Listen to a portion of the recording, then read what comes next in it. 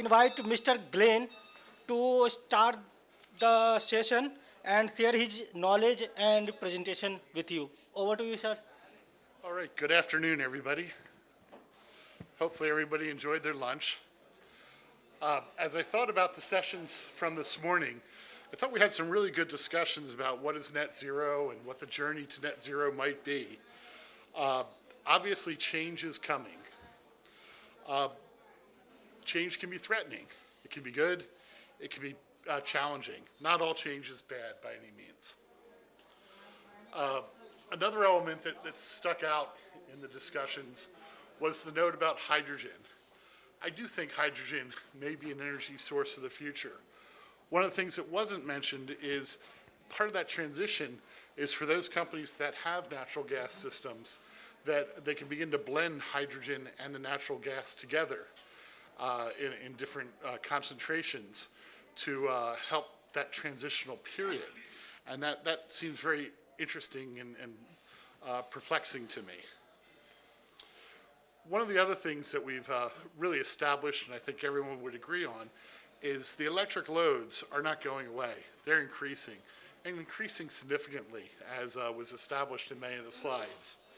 So we need to continue to prepare for that as we're changing the types of loads, the electrification of the transportation systems, and then our everyday conveniences. Electricity, it's here to stay, and it absolutely is a growth source.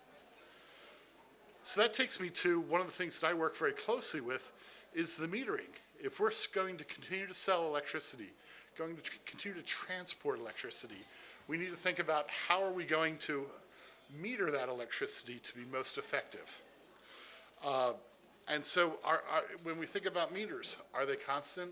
Has things changed?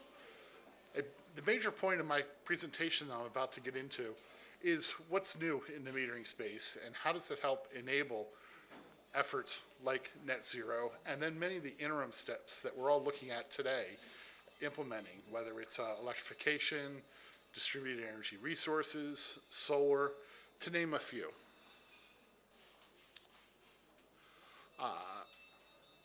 As far as an agenda, we can talk in detail. I'll first talk about AMI 2.0. It's a term that we're hearing quite a lot in the industry these days.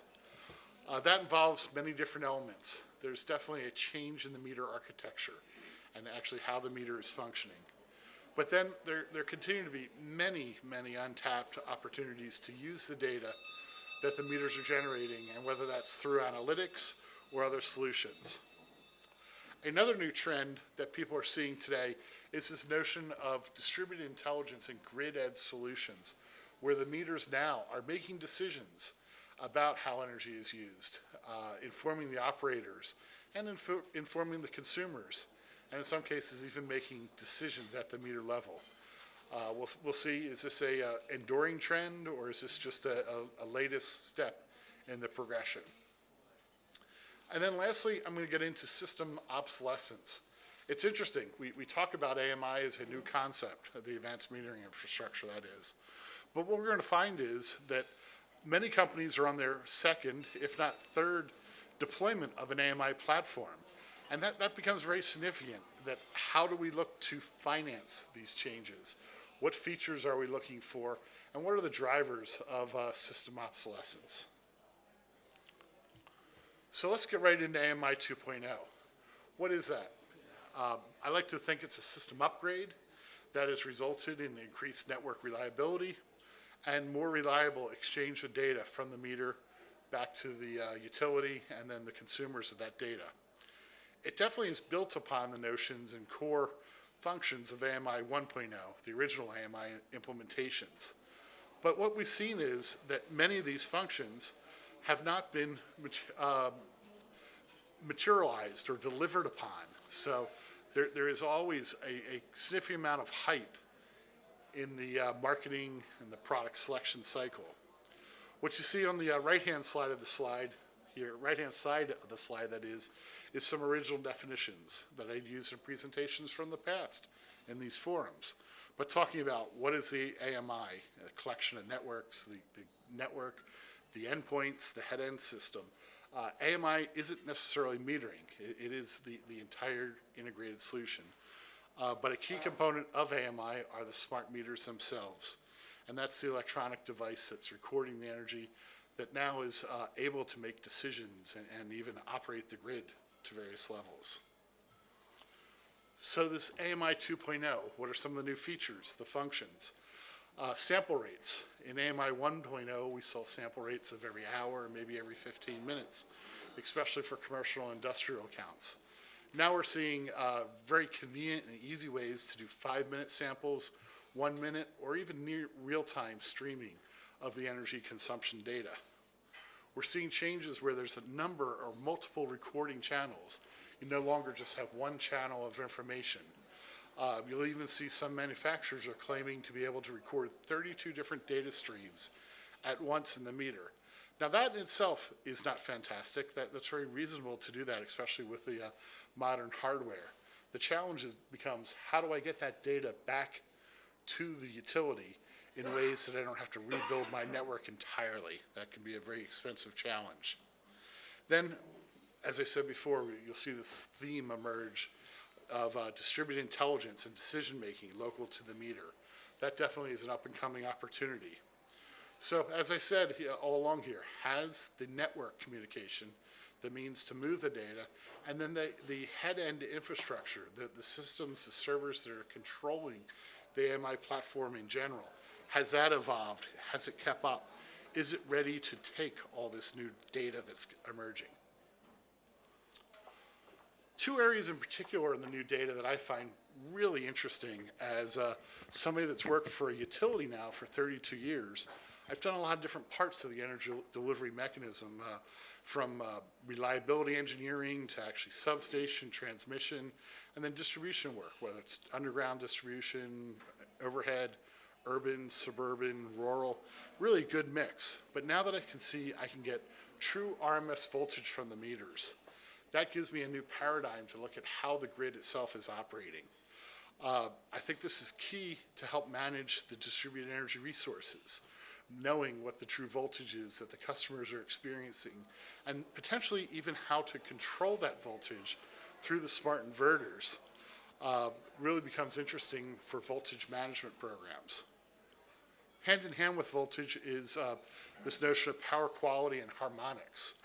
As we have more smart inverters and other types of very heavy solid state equipment, we talked about electrolyzers and other things this morning as well, they begin to create some really interesting power quality scenarios on the distribution grid that needs to be managed.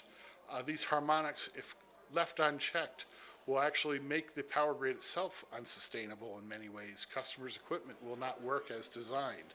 So using the meters in a very advanced way to track and manage things like power factor and flow across your network becomes very interesting and a very curious solution. This will also help ensure that low noise is maintained, that we don't have flickering lights or other disturbances for our customers.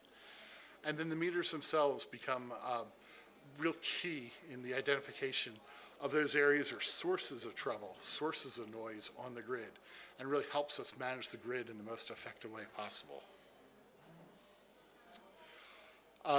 Other functions, again, this theme of onboard decision making.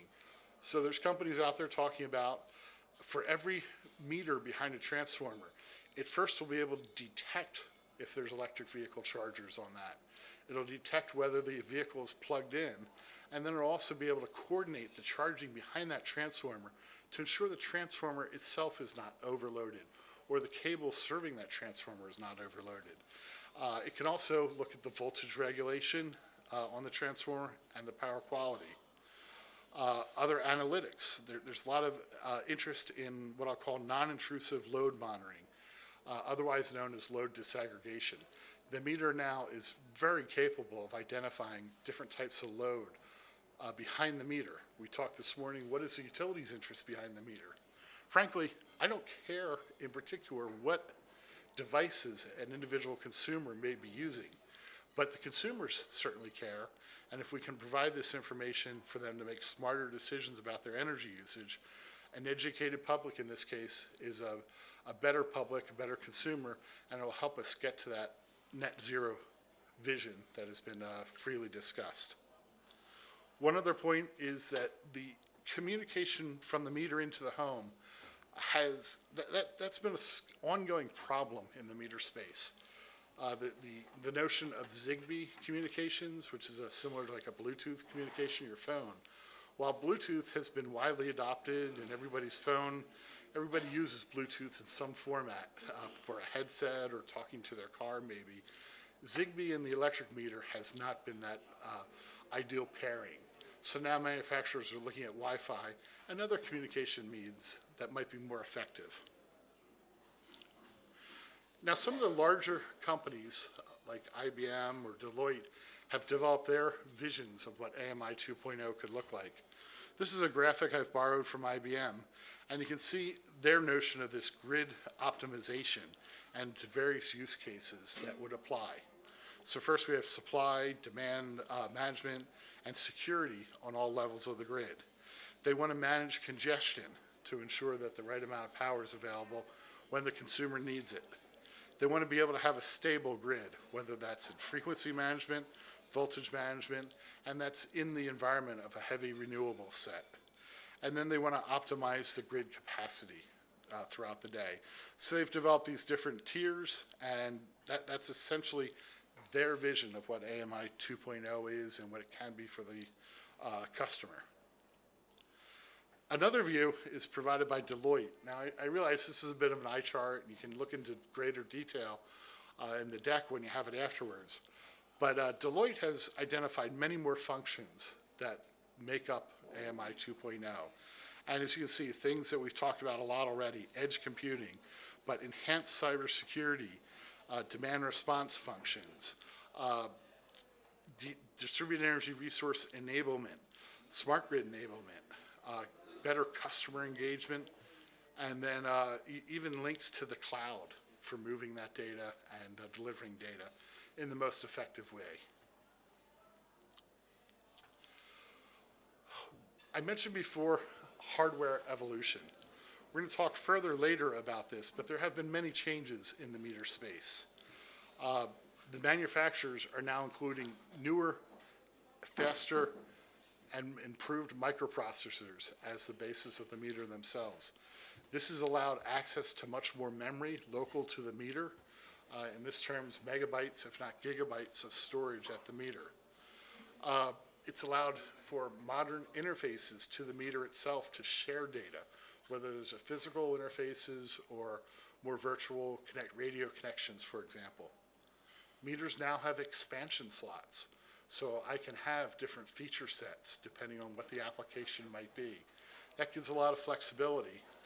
And then, as I mentioned earlier, this notion of improved security.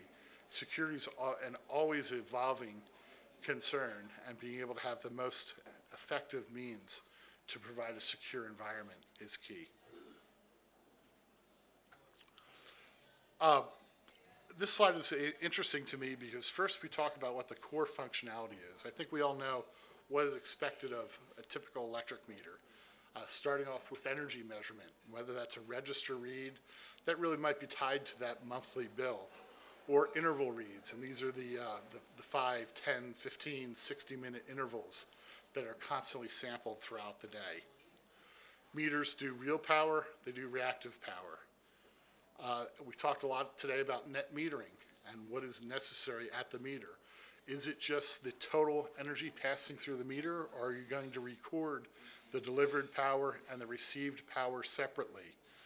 I'm an advocate of the latter, having multiple channels for each. But you can see the scenario of this core functionality going from one channel from a traditional meter now to 4 or more channels when you have real, reactive, received, and delivered powered, and there might be others. The meters also have a number of different types of alarms that are available: tamper, non-technical losses, outage alarms. This is very important to companies like myself, where we do have significant impacts from natural events, storms in particular. So we know when the meter loses power. We know when the meter has power restored. And we can also interrogate the meter remotely to get that power status.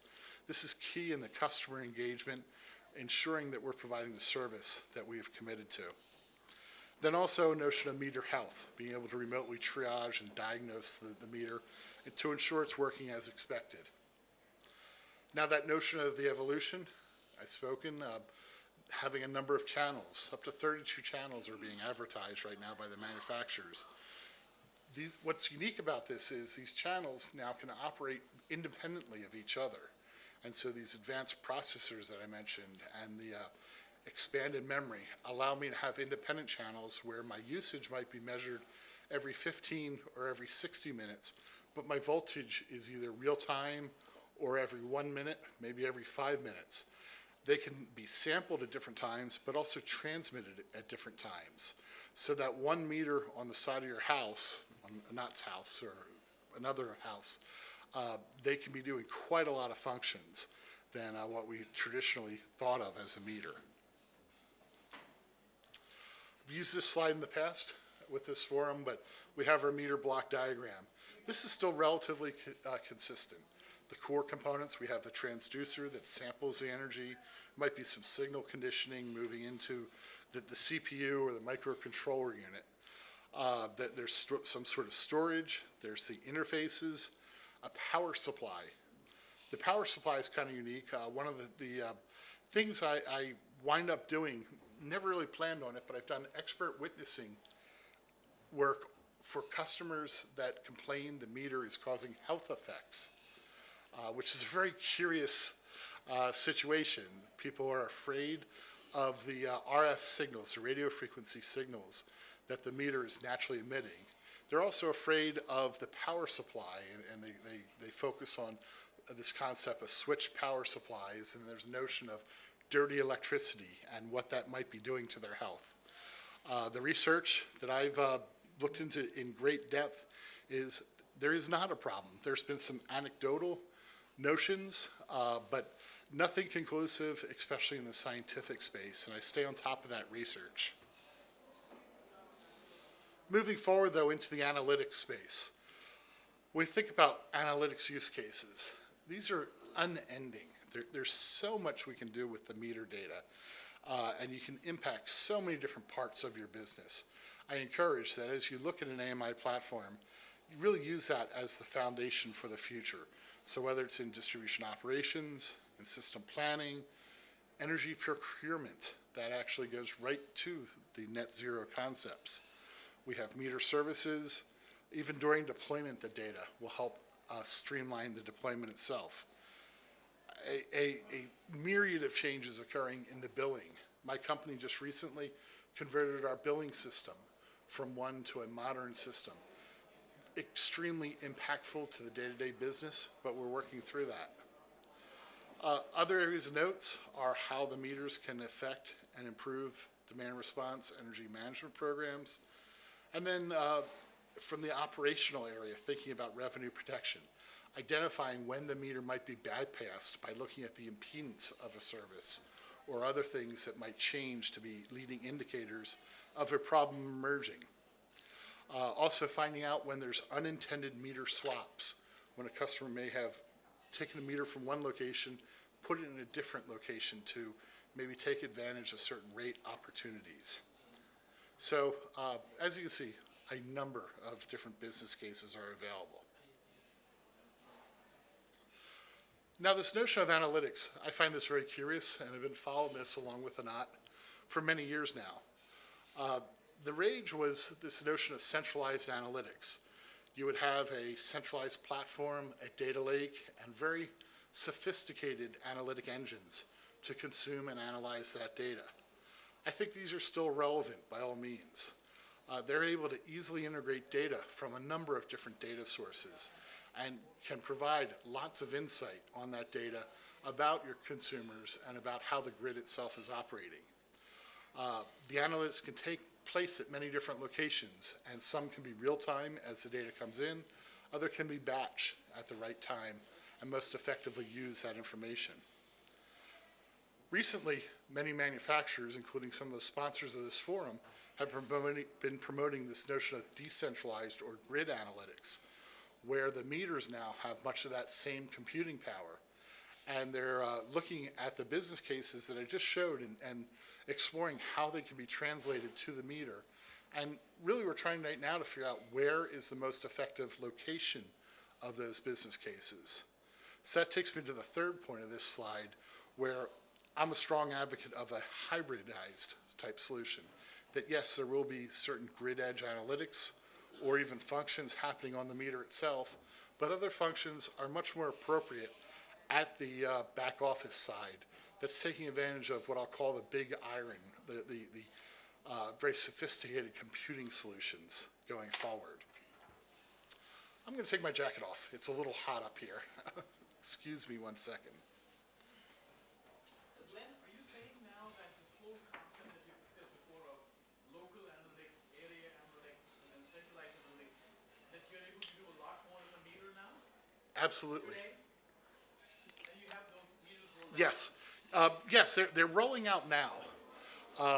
And I think if you're in the market right now and looking to deploy an AMI platform, you may very well be purchasing meters that have that capability either now today or as a future upgrade, and that would be a remote upgrade.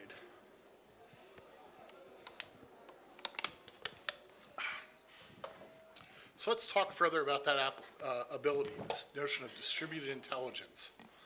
Some of the popular applications that are being advertised right now that grid edge intelligence can really improve the results are, in first, the meter and socket health, location awareness. Where is that meter? Where has this been installed? They can help with tamper and non-technical losses, load disaggregation, transformer load analysis, demand response or distributed energy management, load shedding, and then even interfaces to the Internet of Things or smart devices. So I'll go into a lot of these opportunities in a minute, but I wanted to call out some of the concerns of having this intelligence at the meter endpoint. First, as applications are developed or downloaded to the meters, they need to be validated. We have to ensure that we're not introducing flaws or security concerns into the grid with these applications. Then we need to know how we're managing those applications. Are applications pushed out to every meter that you have deployed, or are they pushed out to target meters or meters requiring certain solutions? How do you track that? How do you maintain that information and ensure that when there's a meter change, when you're doing maintenance actions, that those applications are restored in the new meter and when it gets exchanged? So a lot of things to think about before you just move forward and say, I want to enable grid awareness or location sensing, making sure that you have these functional mechanisms created and well established. So let's talk about some of the use cases. First use case is meter and the socket health itself. So the meter, ensuring it's operating properly, but also the infrastructure that the meter is installed into. In the United States, we use a socket per se. It's almost like a plug that the meter plugs into. I believe that's a little bit different here in the Indian market, but knowing that that is secure and not a source of problems is important. So you can find with these analytics irregularities in the meter. You might have temperature detection, that is there arcing or other abnormal heat rise in the meter. So what does the meter do when this is sensed? Some meters, some manufacturers now have mechanisms that make it safe by themselves, where they'll disconnect power if there's some sort of dangerous condition sensed. Now that can be initially an impact to the consumer because their lights went out, but ultimately you're avoiding a big disaster. And then of course if there's a battery in the meter itself, not all meters have batteries, but if there's a battery, monitoring that battery and identifying when it might need to be changed. Next use case I have is about location awareness. This is using the meter to tell where in the power grid that meter is. So unlike a GPS, this is based on the electrical connectivity to sense what transformer it is connected to, what phase it might be on if you have a three-phase distribution feeder, but also what meters might be sharing that same transformer. These are all important data points as we move to a system of advanced distribution management systems to control the grid, and then even further into concepts of digital twins. that you might see where we're modeling the grid and how it's operating to a degree that we've never done before. So these are, again, two different use cases, and it helps us identify exactly where the meters are and how they're performing. The next use case that I have is about tamper and non-technical losses. This is something as an operator that we see and deal with every day. People love to tamper with the meters. They love to get free electricity. They love to try to get the meters to run backwards. So by having the meter alarm on these unexpected conditions, having identified changes in the service, maybe changes in the impedance, telling us that those conditions have occurred, and being able to act on them very quickly to ensure that those non-technical losses are kept to a minimum. The next area I'd like to talk about is load disaggregation. Now, disaggregation, a complex term, but this is really about sensing what loads are on behind the transformer or behind the meter. And they may be, the more significant ones, of course, are electric vehicles, but also heat pumps, air conditioning loads, and then any other machinery that might be behind the meter that are impactful to the customer's overall energy usage. As I said before, we'll be able to potentially coordinate the use of those loads to schedule those so we ensure that the electric infrastructure that support them is not overloaded, yet the consumers still get the benefits they expect and have purchased. So that's kind of a mixed bag, right? Because now Absolutely. for the utility, right? If I now get your load profile, and even in the past, you know, when I was working with ADF and I get the customer's load profile, I can know a lot, right? So now it's very intrusive, I think, from a customer privacy business. Privacy is always a concern, and this again, that the utility isn't necessarily looking to profit on this. We're looking to operate the grid in a better and more reliable fashion. And this is something that each utility needs to work out with their customers and the regulators. So I was mentioning transformer load analysis. Again, several use cases where we've seen where load significantly changes, where customers have changed their heating methods, gone from an oil heating or a gas heating at their building, maybe it's an apartment building, and gone all electric, consistent with maybe a net zero, a greening type of opportunity. But that load has significantly changed, and the electric infrastructure might not be have the sufficient capacity to support that. We get into scenarios where we have overloaded or stressed assets that could fail. So ideally, the consumers are talking to the utility and we can prepare together, but we all know that doesn't happen all the time. So using the meters to act more intelligently allow us to meet those expectations. The next use case is this concept of load shedding. Nobody wants to be in the dark, lighting with a candle. We can see in California in particular, they've gone through several years now of unexpected load shedding just to maintain the key or critical loads. These are very impactful to the customer, obviously, if they're unplanned. But with smart meters, we now can selectively select which customers are going to be affected by the load shedding action. We don't have to do it at feeder level or a circuit level any longer. We can do it much more tactically, and this allows for a safer and more equitable sharing of the power grid asset. In this case, you may have hospitals or healthcare or even charging stations, gas stations, whatever. They are maintained during a load shedding event, but the consumer houses are shut off. Now, maybe not for the whole time period. You can actually schedule the times, and it can be more of a rotating or rolling blackout to help support the grid, depending what the needs are. The AMI meters help enable this, along with distributed intelligence. The last use case I'm going to talk about is this notion of the Internet of Things, or how we're managing smart devices. There's any number of smart devices that people can put in their homes. Smart lighting, smart heating, air conditioning, smart entertainment devices. The question becomes, is the meter the gateway into the home, or is it just a node on that home network?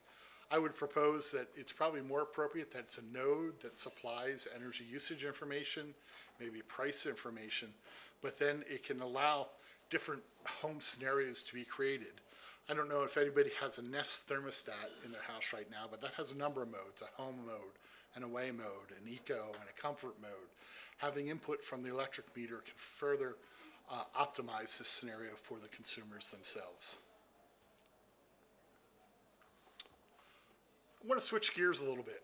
I mentioned in my introduction talking about meter and this notion of system obsolescence. All hardware gets old. That's just a fact of life anymore. We're constantly dealing with that. We all have a cell phone, but I'll ask you, who has a cell phone that's 5 years old, 7 years old, 10 years? Not only are the phones not supported, but the networks themselves have evolved. We've seen networks go from 2G, 3G, 4G, now 5G, and I know they're working on 6 and 7G. They'll be coming before we know it. So acknowledging, here's a sample of an antique electric meter. There's many factors that must be considered. One is this notion of the bathtub curve, and I'll talk about that. We also have the impact of COVID and the pandemic. That really influenced and accelerated obsolescence for a number of devices. We should talk about how do we plan for obsolescence, and then any financial concerns. So first, the bathtub curve.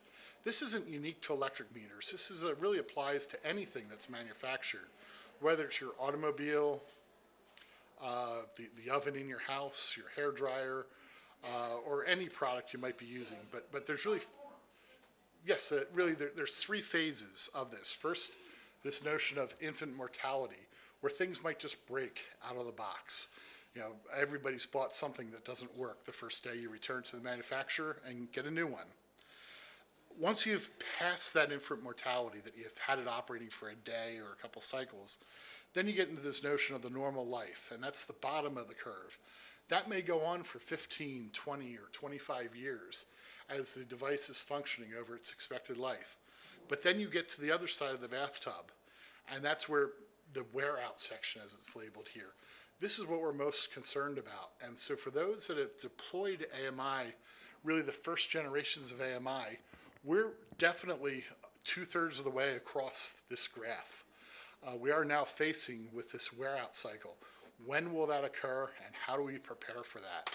Because we don't want all of our meters wearing out at the same time. That would be extremely impactful to our customers. It would be impactful to our business and our ability to measure the energy that's being consumed.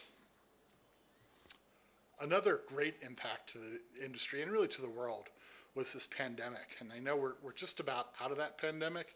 Still some lingering impacts, but COVID has changed everything. I think we all would agree at various levels. One of the things that happened during the peak of the pandemic, during the shutdowns, were the manufacturing plants shut down, and some just closed up and permanently stopped supplying materials.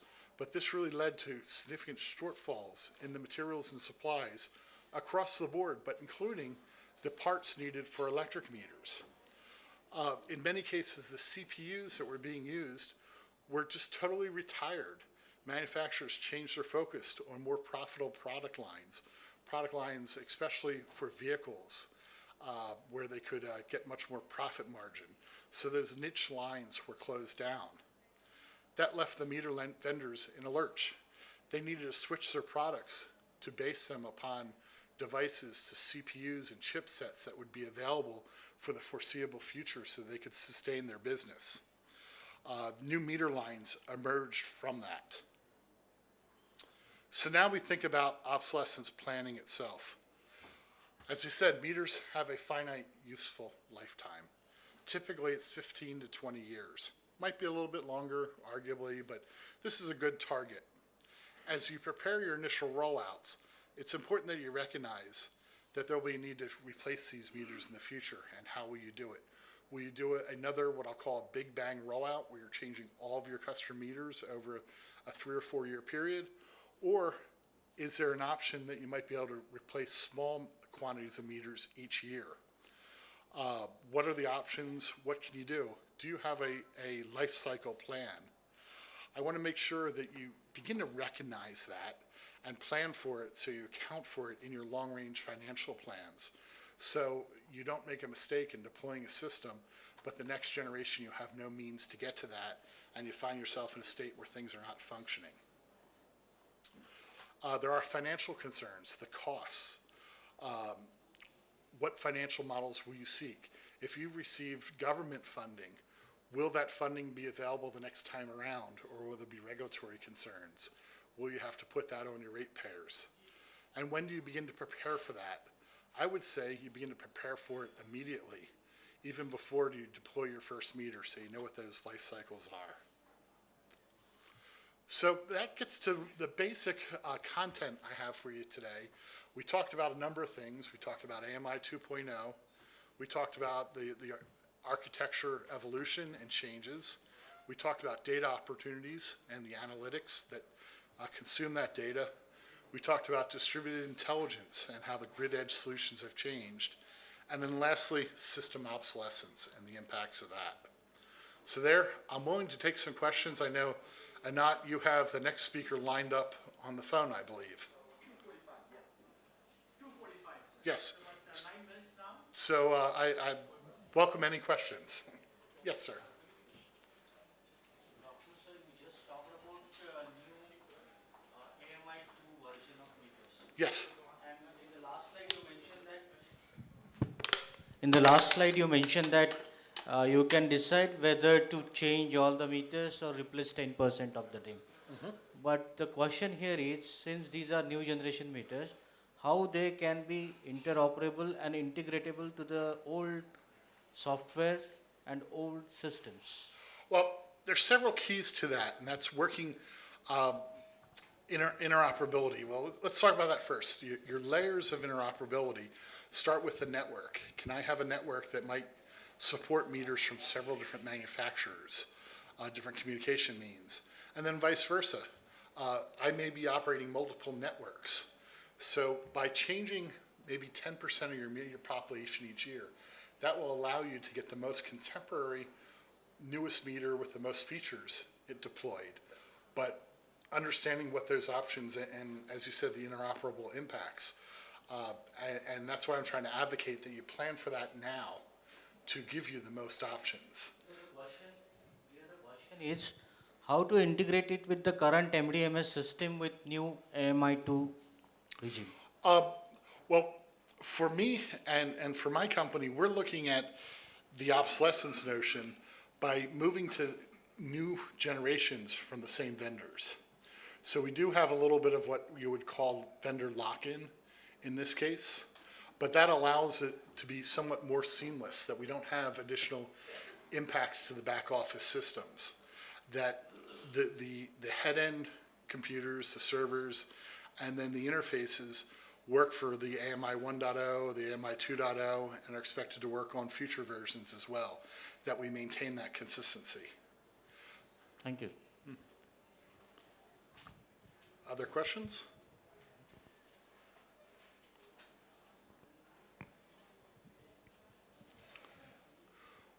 Yes, sir. Maybe understanding the cost differential in AMI 1 and 2.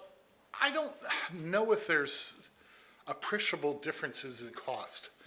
Right now, the manufacturers struggle to be able to provide what might be seen as AMI 1.0 meters because they just can't get the parts. They can only supply the new generations of meters. So the costs typically are similar than the former meters.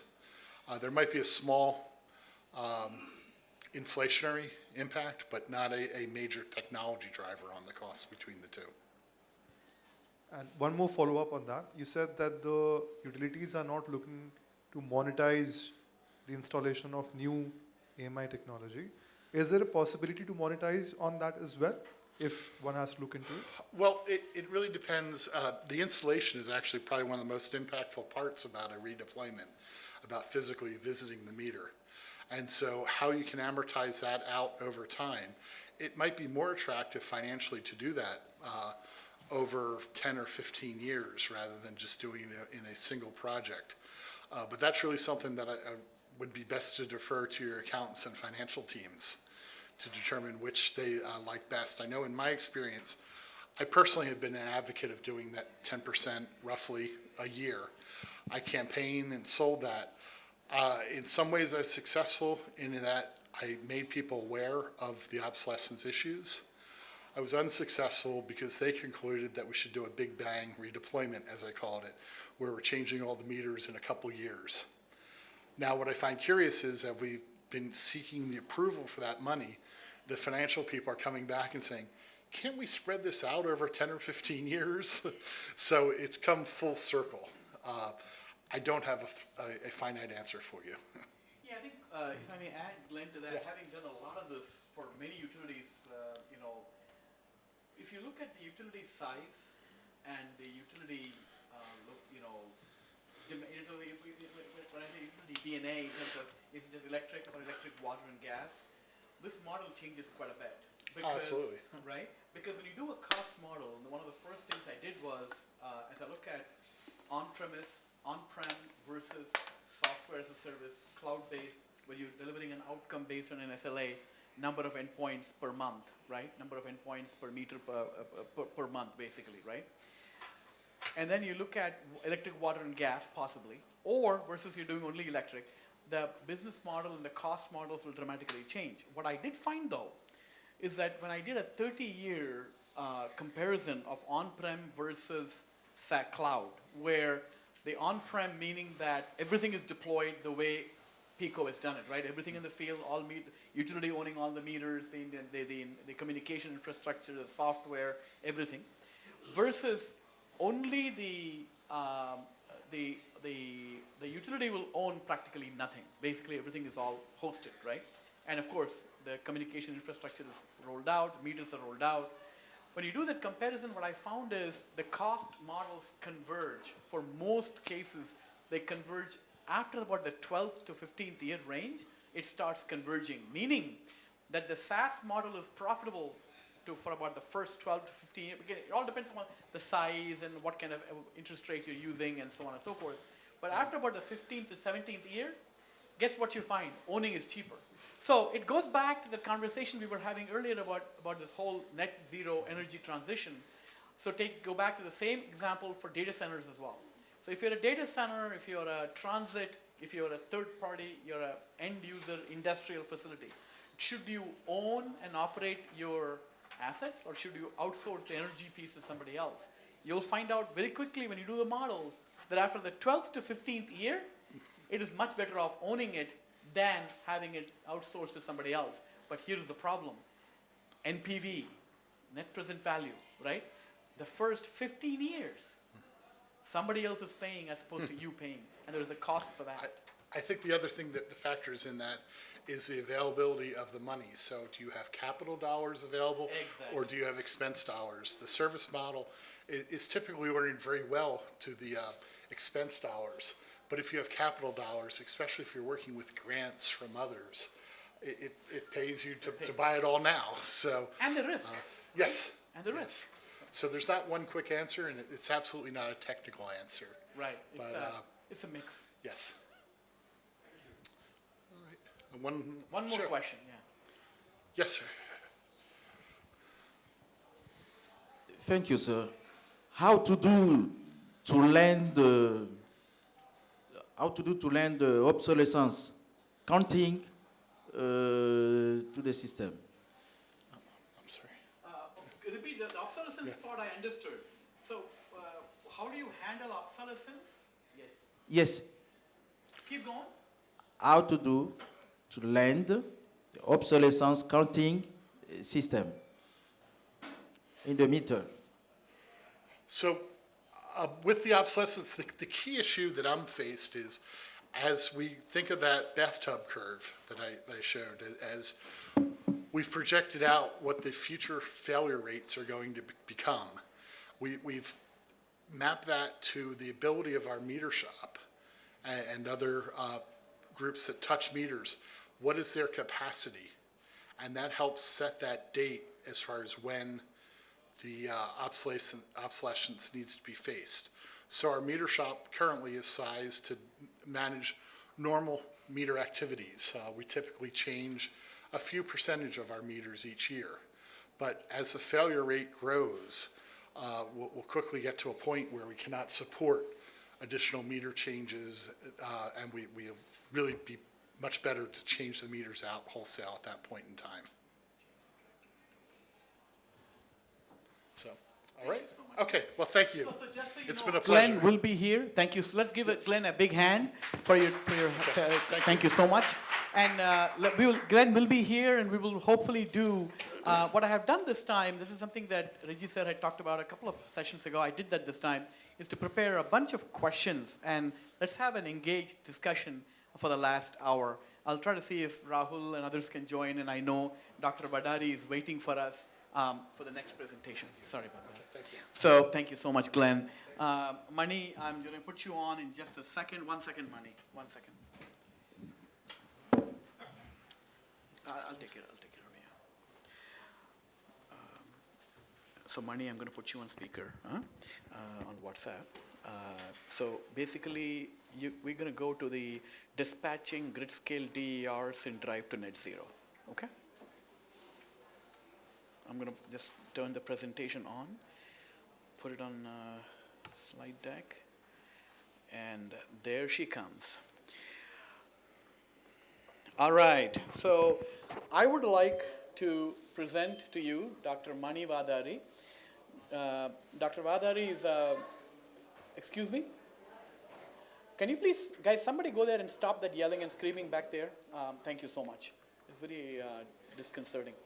So, Dr. Vadari runs a company called Modern Grid Solutions, and he's an industry expert in many areas, and he's an expert in many areas as well. And so I would like to introduce Dr. Vadari to you. Mani, if you do not mind, please go ahead and introduce yourself and start your presentation. Thank you so much. No worries. Thank you, Anand. Can everybody hear me there? Yes. Excellent. I'm Dr. Mani Vadari. I'm in lovely downtown Charlotte, North Carolina. My background is I'm a hardcore undergraduate master's PhD in power systems. I run a consulting company called Modern Grid Solutions, and amongst other things, I'm also an affiliate professor at University of Washington and an adjunct professor at Washington State University. With that, let's get moving. I hope everyone is doing well. Let's get moving to slide number 2, Anand, if you can. Go ahead, Mani, please. So the first, please let me excellent. know. Yeah, I'm in the first slide. So. Can you move to slide number 2, please? Yep. Excellent. So this is more of a statement of the obvious. The power delivery mechanism is changing slowly and surely. More and more of the generation is showing up in different places, away from some of the traditional places that we have been used to in the past. It's doing another thing. So it's also reducing the amount of, and this is a worldwide phenomenon, we are reducing the amount of, what we call dispatchable generation, like coal and natural gas and nuclear and so on. Though in the US we don't dispatch nuclear, we pretty much run it at a base load. What it is doing is it is reducing the amount of dispatchable generation. As we wean ourselves off of coal, that's the big one right now. We have not weaned ourselves off of natural gas yet. You start seeing some interesting behavior. The interesting behavior, we'll talk about it very, very soon. And the key part of this is that we are replacing generators like coal, generators like natural gas and so on, with supply sources from wind, solar, and supported by some level of energy storage mechanisms. Two other things are happening. One is wind and solar have slightly different generation characteristics. Very often, wind tends to be blowing like crazy in the middle of the night, and solar tends to be bright and sunny in the middle of the day. So understanding all of these interesting variations starts becoming important. another thing is happening. You're also beginning to see the second part is that you're beginning to see some of this showing up deep in the distribution system. You're also seeing two types of renewable resources showing up. One of them is just the small rooftop, people putting solar panels on their roofs, commercial buildings putting solar panels on their roofs and so on. But on top of that, you're also seeing grid scale solar, meaning small and mid-size and some large solar farms showing up on the grid. What this is also doing as a result, in addition to just from a supply side, it is also causing some delivery challenges. All of these things need to be taken into consideration by a utility as they are beginning to accept and integrate more and more of these distributed renewable sources. I'm going to stop for a second. Any questions, Anant, over there? Any questions, comments? Please proceed, Mani. Wonderful, thank you. Can we go to slide number 3, please? Yep, you got it. As I was talking, there are a set of small-scale power generation technologies which are located close to the load being served. They do have some benefits. They're capable of lowering costs. Depending upon how you use them and dispatch them, they're capable of improving reliability, reducing emissions, and expanding energy options. However, they're very small. The outputs tend to be in kilowatts, and some of the grid scale ones tend to be in small numbers of megawatts. So for example, a coal-fired generator could be 200, 500, 1,000 megawatts. Solar farms and wind will rarely go beyond maybe 100 megawatts. Few of them do, but they're still rare. They're very often distributed. Modular, flexible deployment allows us to deploy them in more places than we could in the past with a coal-fired plant or a natural gas-fired plant. They're less polluting. They're either renewable or some of them are run on natural gas, which are less polluting than a coal-fired plant. Quieter operations very often. Well, that could be sometimes questioned if it is wind. And they're also either simple, they can be simple or complex. They kind of go across the landscape on that. If it is standalone, then the facility owner tends to control it all. If it is grid tied, then of course the utility has to get back into the control. Ownership also is changing. It's not uncommon to see more and more of these privately held. Some of them are of course being owned by the utility as well. Let's move from the characteristics to the next slide, where we will talk about the types of generation technologies. One of the interesting things about distributed energy resources is that not all of them may be renewable in nature, even though the ones that we are primarily seeing being encouraged out there in the industry are renewable based. We will still see things like micro turbines, some of them which are gas based, natural gas fired, combustion turbines, Stirling engines, but I'm going to focus more on fuel cell, solar, wind, and other hybrid systems. Before I move on to the next slide, any questions on did I miss any? Did I miss any kinds of technologies that you would have liked to see? Any questions on what these technologies actually mean?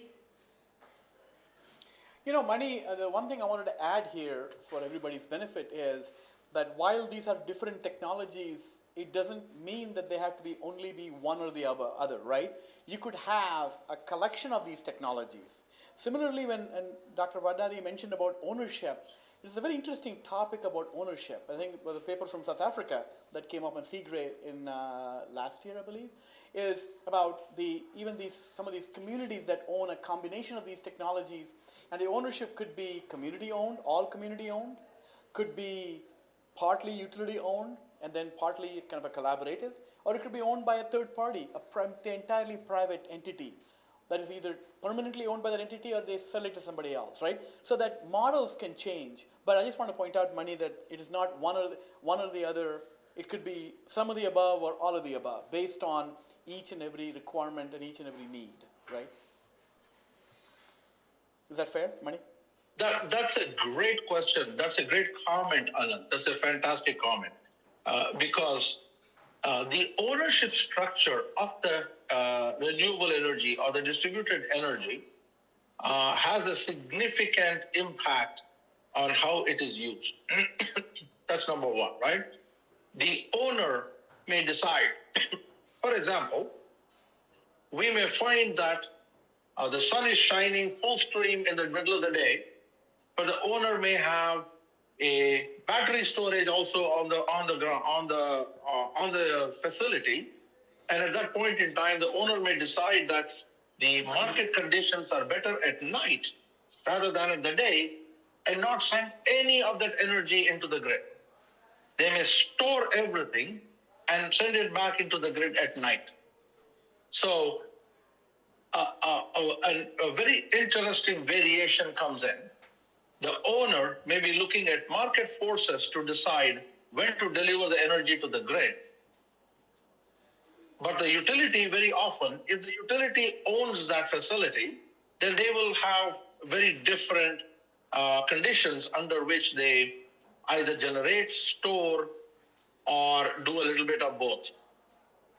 So that's a great point. Another interesting point that happens, Anand, to your question, when there are third party being owners and they're delivering into the grid, somebody needs to, one, calculate how much energy they delivered. We call it volume management, and you'll see a slide on it later on. And then lastly, we need to settle, meaning that we need to settle paying them for the amount of energy they deliver to the grid. This brings an interesting complexity. Right. Two terms come into play that I want all of you to remember. One of them is called an interconnection agreement.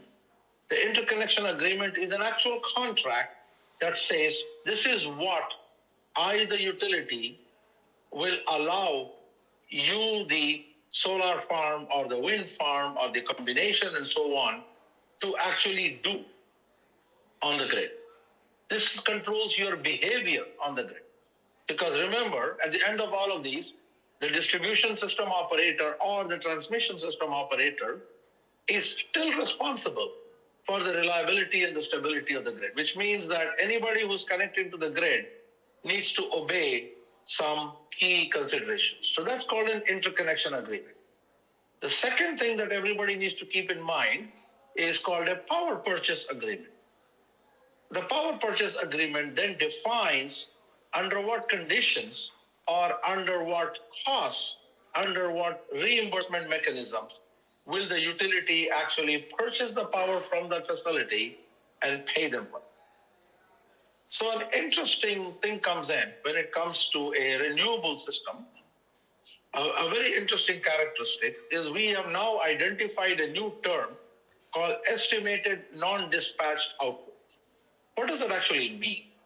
Estimated non-dispatched output, and these are all important aspects of the title that we've got, which is dispatching grid scale DER. The estimated non-dispatched output says that how much would you, if I'm going to be able to need to dispatch you, meaning curtail you, meaning bring you down, and I'm using the term on purpose because we'll get to it very, very soon. It is important for us to understand how much would you have generated had you not been dispatched.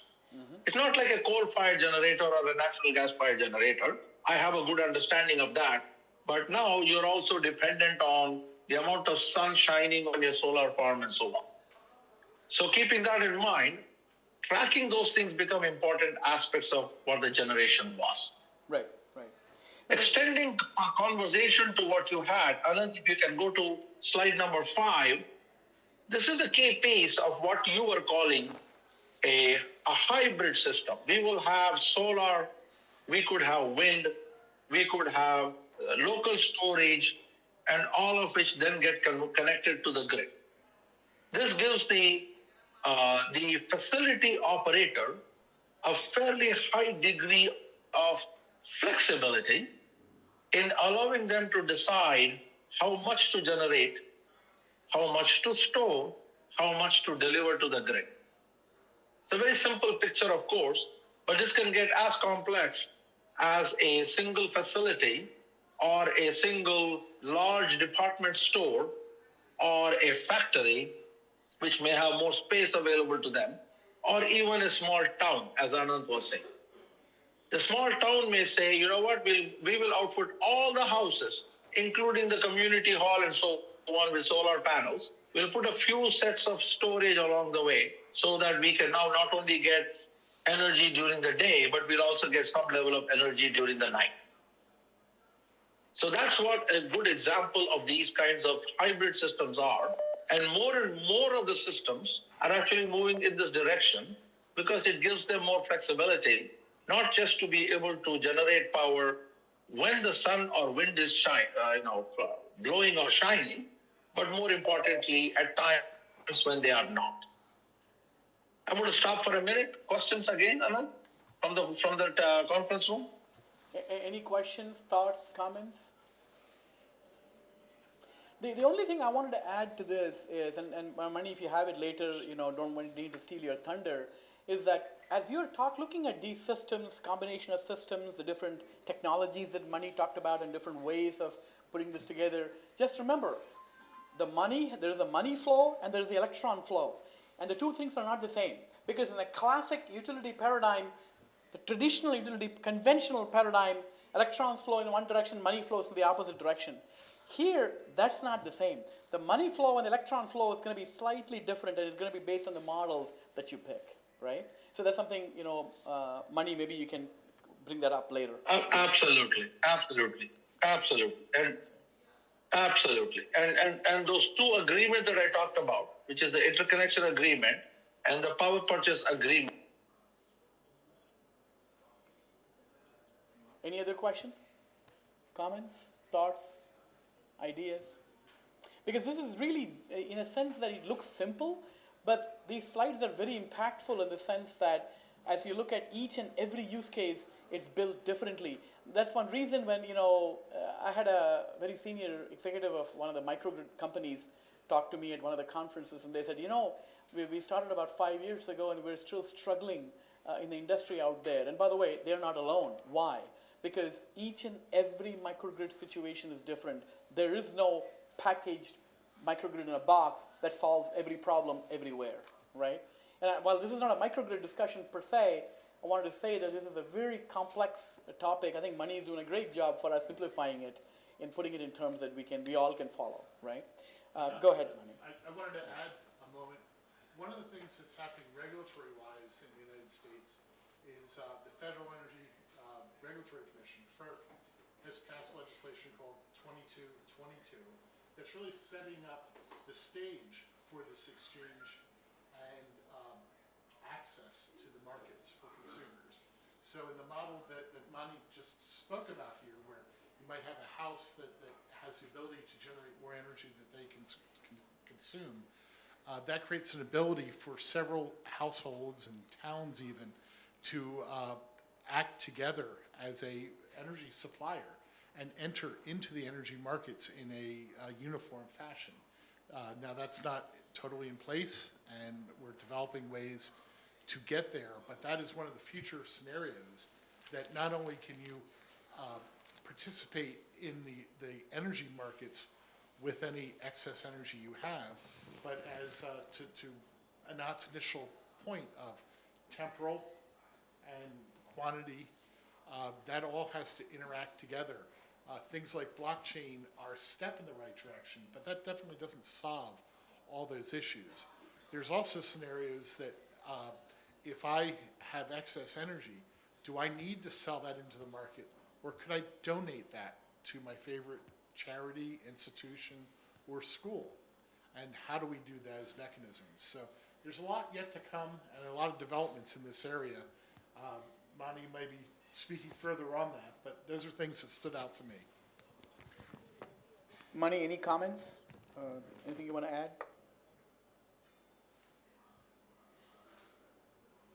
Mani? Are you still with us?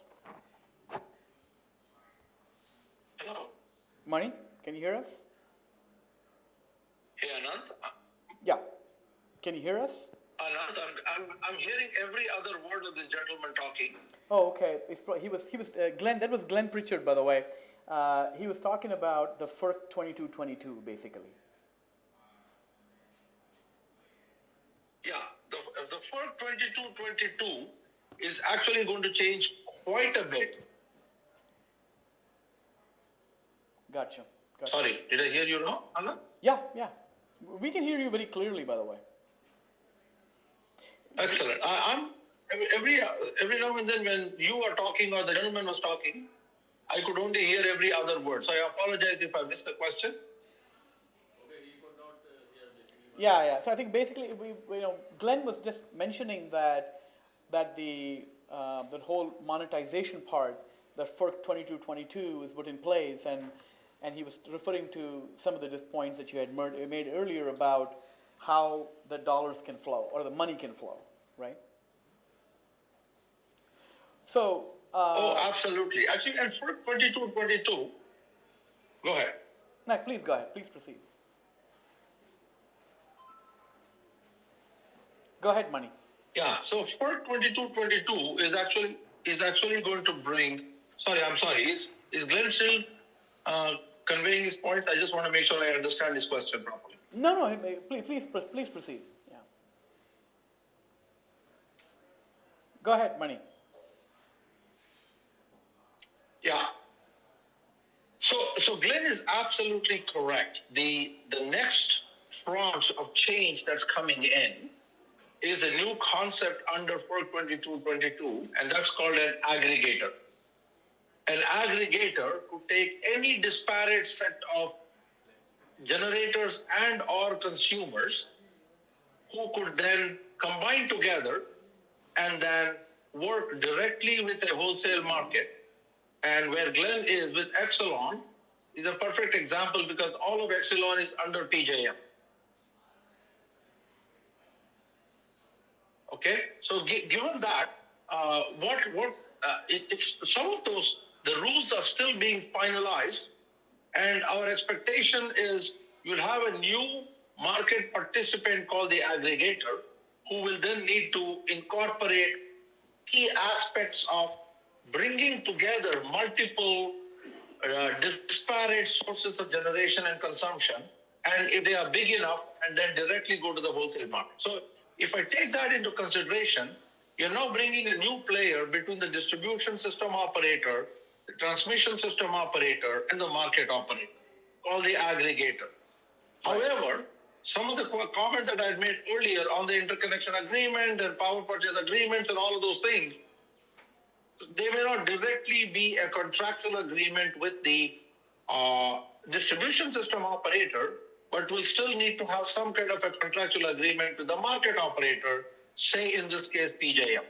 So, the comments made by Glenn are right on, 100% agree, and FERC is going to determine what that interaction is going to look like.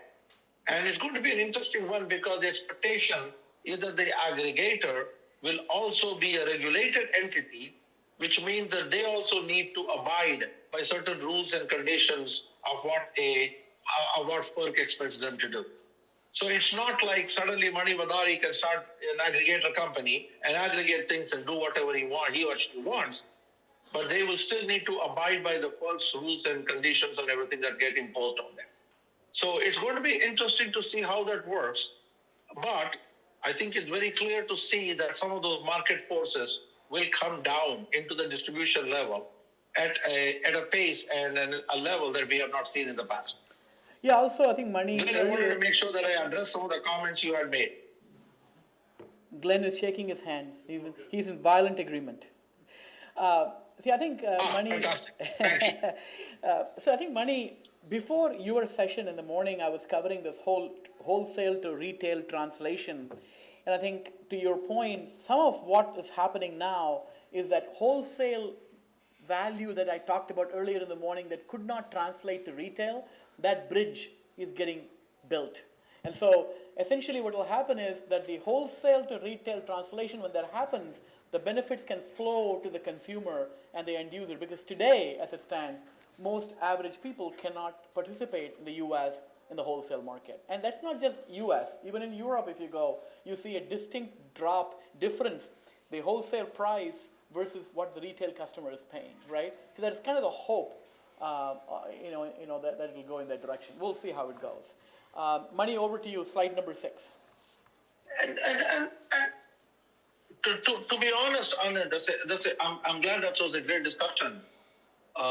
There were two schools of thought, right? There was a school of thought that the New York Rev, which was called Reform the Energy Vision project had, that was looking at bottom-up scale distribution markets. The second school of thought is First Quarter 22-22. And First Quarter 22-22, to your point, very well stated by you, Anand, is that this was an opportunity for FERC to take markets and bring them downwards into the distribution system.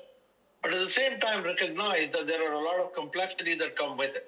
A good example of a complexity is that you have an aggregator who has proposed an X number of megawatts into the grid, and they have bid into it, but now the utility is going to take an outage, a planned outage, and that feeder and or a set of feeders is now out of operation. The question starts coming in, who is held responsible for that? Because now the aggregator is not able to deliver that power or consume that power, but at the same time, they have made a market agreement to actually bid into the market. So I'm not saying these are intransferable problems that cannot be solved, but these are a new set of problems that will come in that will need to get solved. And we are defining, both processes and everything on who will make those decisions, how they will get made, and what the implications of one or more of these decisions are, and how does things like DER forecast come into play. So it'll be interesting to see how it resolves itself. But of course, like you said, Anand and Glenn, that this is an opportunity and a mechanism for wholesale markets to go deeper into the distribution system.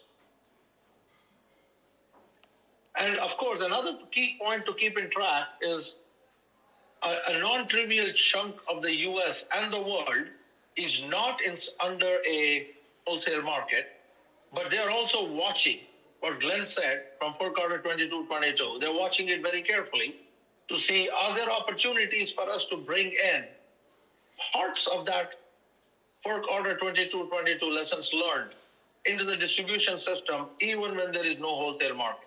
Because as I was saying earlier, things like the minute you start getting third-party solar farm owners and operators into play, you're going to see a little bit of the need for volume management and settlements, which tend to be market capabilities anyway. So as you're building these capabilities, people are looking into the possibility of bringing market and or market-like mechanisms into the overall equation. I wanted to bring one other comment, and I'll get to that in a slide. Can we go to the next? Can we go to slide number 7, Anand? Sure. Oh, actually, no. I'm at 6. Sorry, I didn't realize I skipped 6. Okay. So the 6 is a typical business case construct that we tend to use when working with utilities and others as what those services are, what the benefit categories are, and things like that. Not all of these may be realized at this point in time, but these are all opportunities and options that the utility can take advantage of, and very often does. So an interesting one is emergency power supply. And why is this very important? This is very important because this analysis is very often done at the planning department when the interconnection agreement is approved and things like that, or when the utility decides to incorporate a solar farm and or a storage. It's not uncommon nowadays to see things like, I think Anand, you were talking about a microgrid. It is not uncommon to see remote locations, which is serviced by a single line, and utilities are saying, instead of putting a double line into it, let's put some storage so that we can provide emergency power supply when that line either is taken down from an unplanned outage or a planned outage. We call these stacked benefits. And these benefits that you see on the columns are what we call stacked benefits. And the stacked benefits are important to track because the people who are operating the system also need to know about them. A very interesting example, a case study at a utility that I cannot mention, was that they had put this emergency power supply storage, and given that the storage was available, they were using it for ancillary services like operating reserves and so on. And when the line actually went down, the storage had no charge in it. Now that's a problem, right? So understanding those benefits ahead of time and operating to them starts becoming important. So keeping those things in mind are when you start looking at how do you actually run these systems and operate them in real time, keeping track of, at one side, if it's a third party or facility, you'll be looking at things like interconnection agreements and power purchase agreements. If it is a utility-owned facility, you'll start looking at what the planning people decided as the benefits and or the stack benefits were. So keeping track of these things, understand these things, and ensuring the operational staff are aware of them is an important part of how you actually manage and operate the ER. I'm going to very quickly move to the next slide, which is slide number 7. The challenges, of course, right? The big challenges are the variability, the variety, the higher cost. How do you integrate them? They're all inverter-based resources now, which are not your typical circuit breakers and synchronizations and so on. The regulatory requirements, I think Glenn said it very well, are changing, and they're still trying to figure it out. They still don't quite know. They need new control and dispatch strategies, and safety and protection stuff becoming an important one. To be honest, we could probably spend an entire hour talking about these things, but I think it's important for us to take a look at things like an integration into the existing infrastructure and or needing new control and dispatch strategy. Anand, you were talking about microgrids a little while ago. These are all inverter-based resources, which means that they allow us a high degree of control, should that control be available. They also provide a high degree of complexity. You can send set points to these inverters, but the inverter must be able to accept them and act on them. You will have a circuit breaker-like control, which will say allows you to open and close it and turn it on and turn it off. You also need to understand how those inverters operate, because the same inverter can be set up to deliver real power, reactive power, or a combination of the two based on what you want. Lastly, from the safety and protection on the grid, understanding from a modeling perspective, it becomes extremely important, because understanding that these DERs are connected on the grid requires you to make sure that your EMS and or ADMS appropriately has them modeled, so you know that they are there, so that when field staff are working on them, they have everything disconnected before they work on them. And the connection, the relays, protection settings, all of them are appropriately set so that you are able to control when they come back on and not automatically. I'm going to stop for a moment. Questions, comments, thoughts?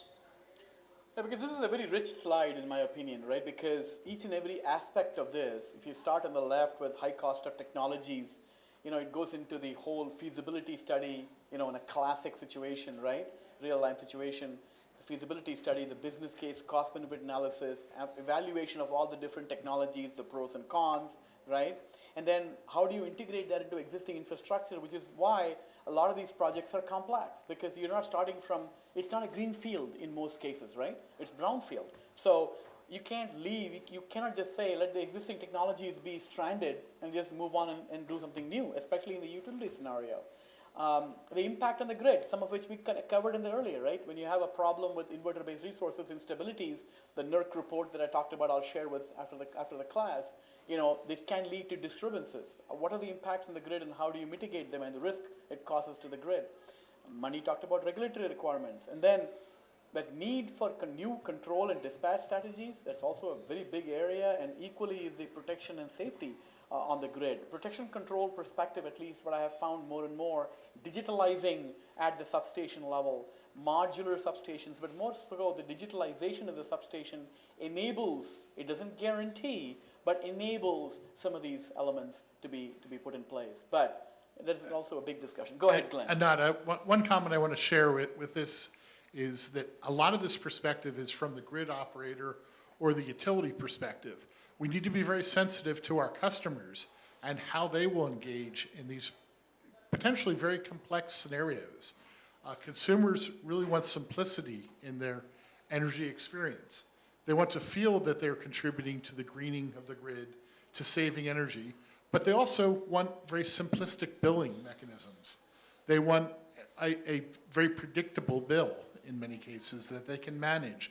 They can manage their fees. We talked earlier about consumers can't wait long periods of time to be reimbursed for energy sales and such. So it has to be very transactional. But we do need to think about the education and how to bring people up to speed in these different scenarios. We can all dream about very sophisticated ways to manage our energy, to share and transfer and aggregate. But I think this is a worldwide problem. And while people have access to a number of different distributed energy sources, going beyond a simple net metering scenario is a lot more complex than I think we're necessarily giving it credit for. Mani, were you able to hear Glenn's comments? I actually heard it very well. I just think, Anand, you should walk over to Glenn and give him a gold star because it's fantastic that I wish I a had utility person is talking about. I'm sorry? I wish I had one to give. Yes. He deserves a gold star primarily because this is one, I would call it frustration, a constraint we always find.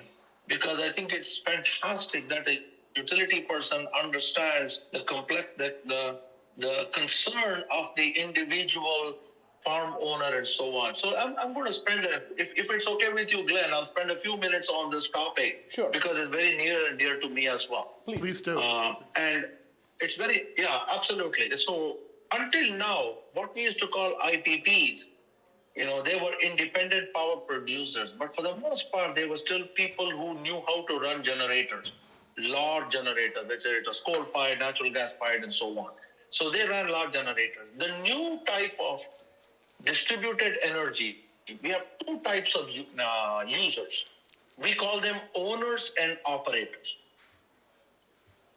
In very, very, very small ones, they can be the same, but in larger ones, they can be different. When we have large solar farms, and you got somebody like a Morgan Stanley owning them, they're going to get an operator to actually operate those assets. Morgan Stanley may own the assets, but they're going to get somebody else to operate them. So you go down this path, these people, and I'm sorry, Glenn, I cannot even try to recap what he just said because I thought it was brilliant, is that these people want, one, simplicity, two, they want transparency from the utility operator, and more importantly, they want payments quickly and what they're due, right? And what this really means is that they want that level of transparency to help understand that I'm paid what I'm due. And that's an important aspect of it. And they also want to have the information available to them. And actually, I have a slide coming later on, Glenn, that it'll kind of at least meet, I believe, what you're talking about. Because one of the capabilities we are designing for utilities is exactly that, called stakeholder management. And we'll talk about it in a bit. But if you go down this path, the transparency becomes important. If I curtail you, I need to be able to tell you why I curtail you, because you are not a power system engineer. You are not a generating plant owner. You are typically a developer who's got land and who thinks, well, I'm going to put some solar farm up. I'm helping the utility becoming green, and I just want to get paid. And everybody's going to say, wait a minute, you know what? Green energy. Why are you curtailing green energy? Why are you not just finding new ways to store them on the grid and so on? I'm going to stop. Glenn, did I cover what you just said? I just want to make sure that I captured it. Glenn says yes. Yes. Excellent. Yes, yes, absolutely. So, Very, very good Glenn, point. if Anand doesn't give you a gold star, next time I'm at Exelon, I'll give you He'll a give you a gold gold star. You know, Mani, I just want to add to what you. Absolutely. I just want to add one thing to what you said, which is that this whole area, this whole space, Glenn, and you know what I'm talking about here. There is a whole ecosystem that is developed around this.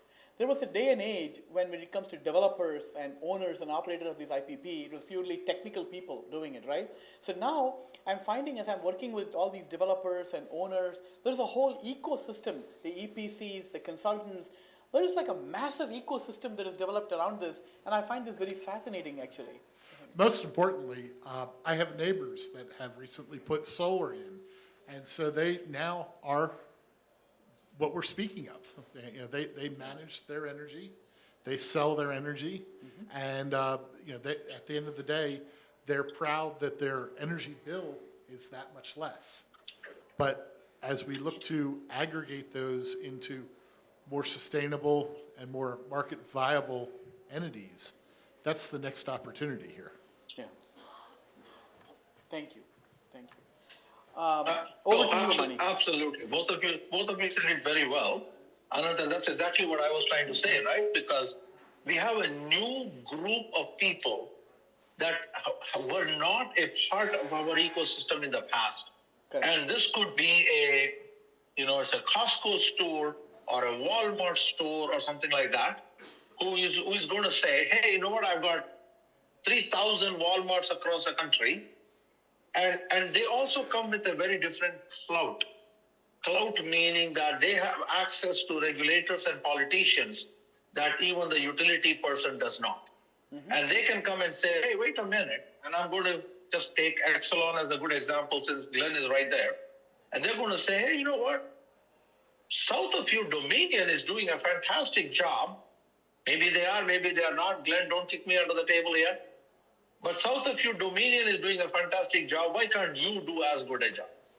And they will take that complaint to the regulator and to the politician. And so the key point in all of this is this is a very different kind of user, hence the need for us to create an entirely new capability that we have now called stakeholder management. And we will get to that in a minute. Continuing on to slide number 8 was a key point that I have always been mentioning. The typical question that everybody says is, well, green energy, why can you not just take all of it?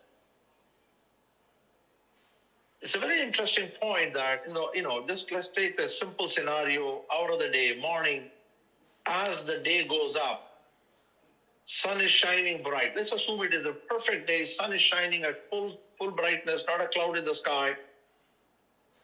We're going to have the sun shining, which means that the solar generation is going to go up. As the solar generation goes up, because the balancing authority needs to keep them all balanced, the dispatchable generation, your coal and your natural gas and so on, you're going to ramp it down. At some scale, most utilities have not reached the scale, but some have. In fact, one of my clients has. You will find that at some point in time, you're going to have excess solar generation. Excess solar generation, you will do one of 2 or 3 things out of it. One of them you will say is that I'm going to store it in batteries. The second one could be, I'm going to use my pump storage hydro to take as much of the water back into the uphill dam so that I can store the water there. So you're going to do all the possible storage mechanism that you can. You'll even try to sell some of it off. In the Southeast United States, you've got the same market. It's called the Southeast Energy Exchange Market. In the West Coast, you've got the Energy Imbalance Market. This is all mechanisms designed to sell as much of the excess solar, because all of you may have heard. If you have not heard, you should go check it out. It's called the duck curve. The duck curve is a very popular thing in California. This particular thing is happening on a daily basis.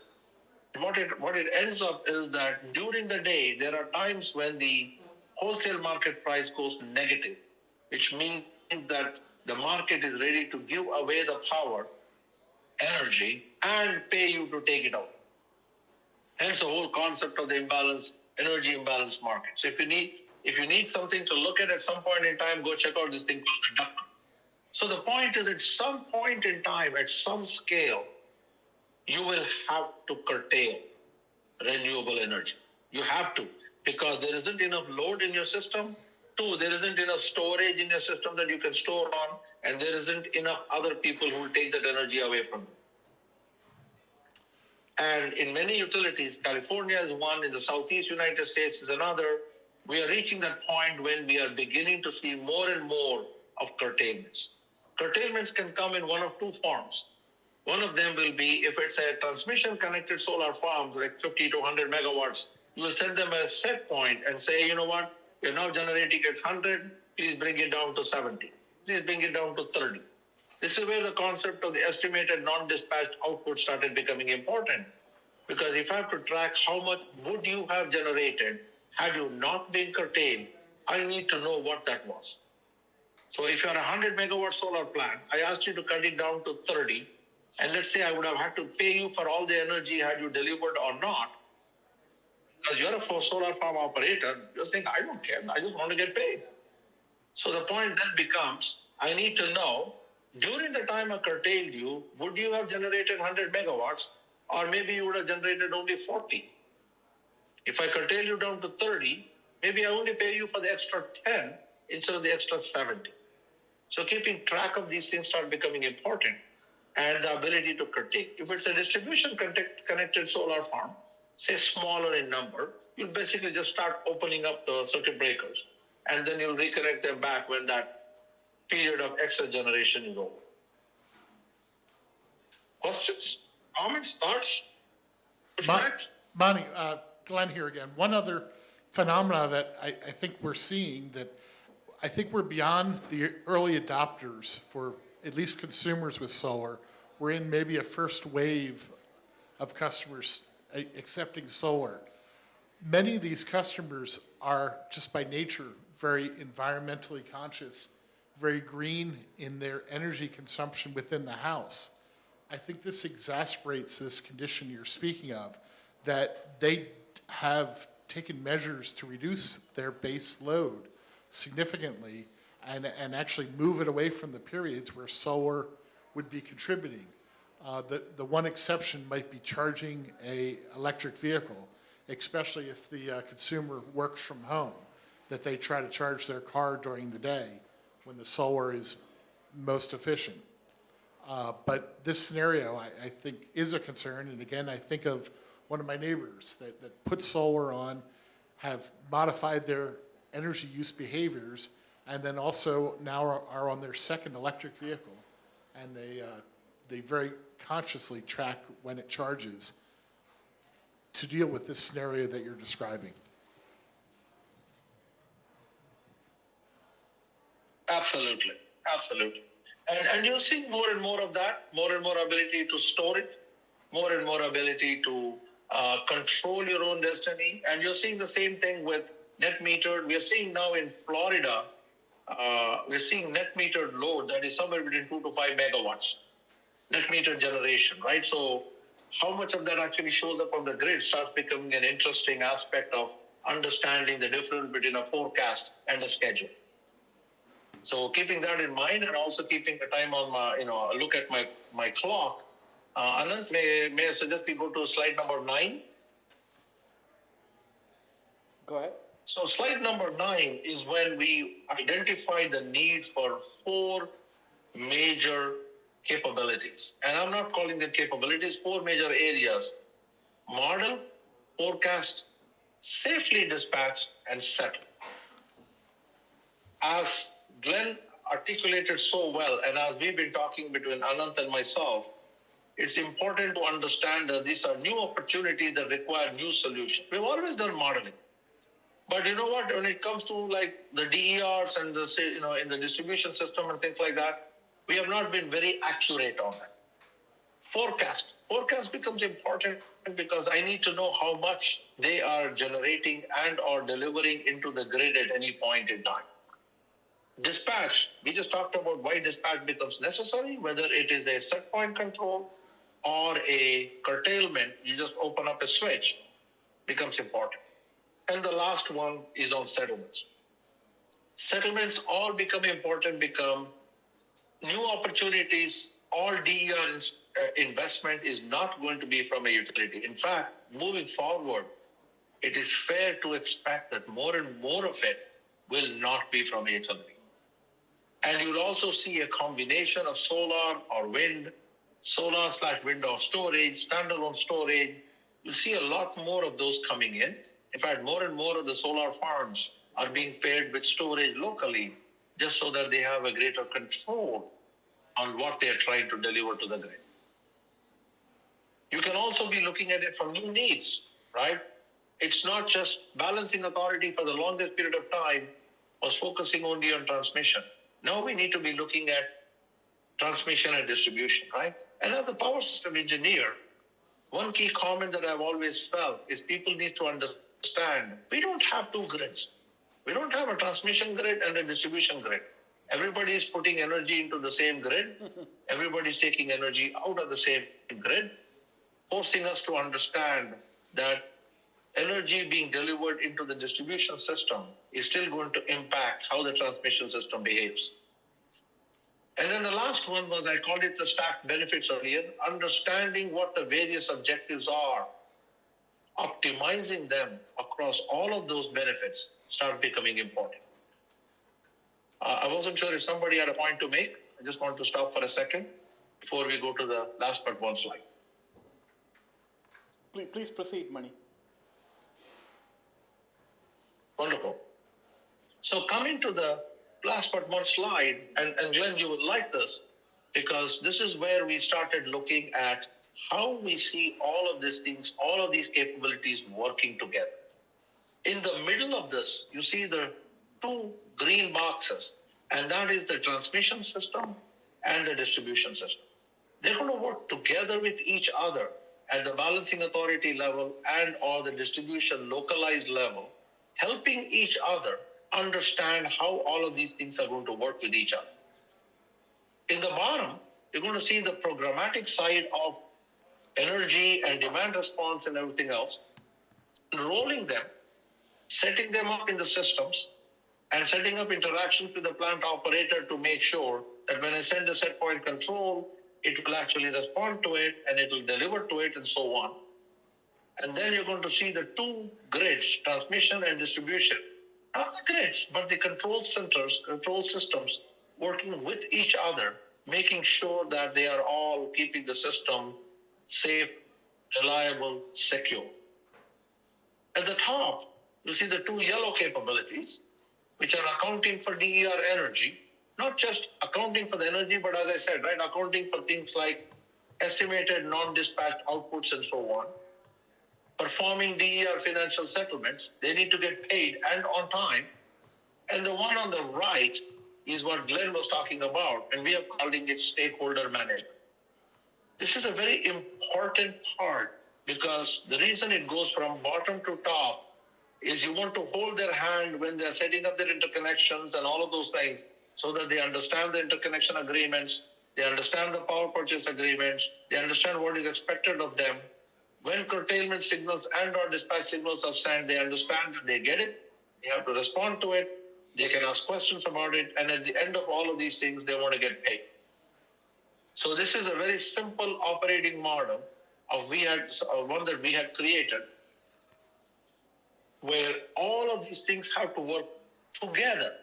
In the past, you have seen, the accounting people do whatever happens at the end of it, they figure it out. The control center, okay, it's already there, so they need to know how to operate it. And the people in the planning department set things up. What we are now proposing is that they all need to work together in conjunction with each other, because otherwise what is happening is they're no longer having a situation like the old utility of the old. If you talk to a utility person 30, 40 years ago, they would have had 100, 200 generators. Now with DERs, you're going to have 100,000, 200,000, 500,000, and a million generator. You cannot continue to function in the old way of doing things and still expect the system to, as I called it, model, forecast, dispatch, and settle effectively. If you don't do it properly, if you don't automate the right things at the right time, at the right level of sophistication, you will now start having 30, 40, 50 people doing what 5 people were doing in the past. And that's not acceptable either. So I'm going to stop with that. Anand, we can go to the last page. That's just this closing page. Comments, questions, thoughts? Anybody, any questions for Mani? Please, go ahead. Get a mic and speak into it if you don't mind.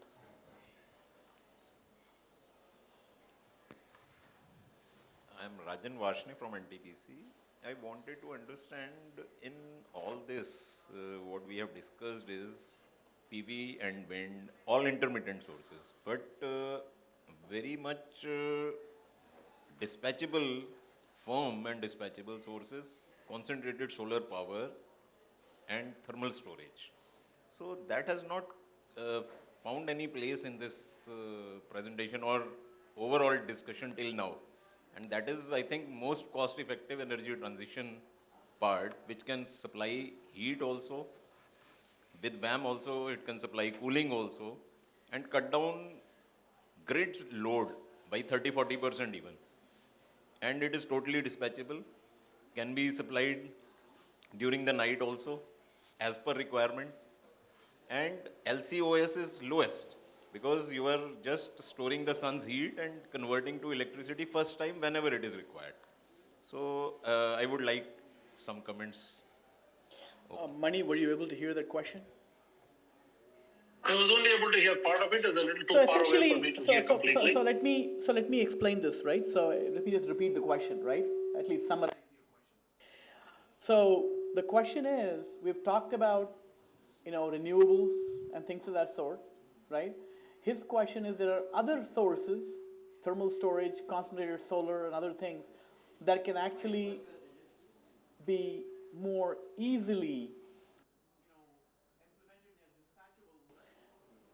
You turned off my mic. Thank you. Dispatchable, makes it easier more relatively easier, because wind and solar intermittency has to be dealt with, and a lot more complicated, right? So I don't know what your thoughts are. I'll want you to comment on it first, Mani. Then we'll close with that. Absolutely. That's a great point. And this is why I talked about the challenges, right? If you remember the challenge on, say, if you go back to slide number 7, there are a wide variety of new technologies. The cost and the complexity of the control strategies are one of the big reasons why many of them have not survived. There's a lot of discussion on tidal power. There's a lot of discussion on variety of things. There's the reason why many of these have not survived is because the cost and the need for reliability. Something that I did not talk about earlier, right?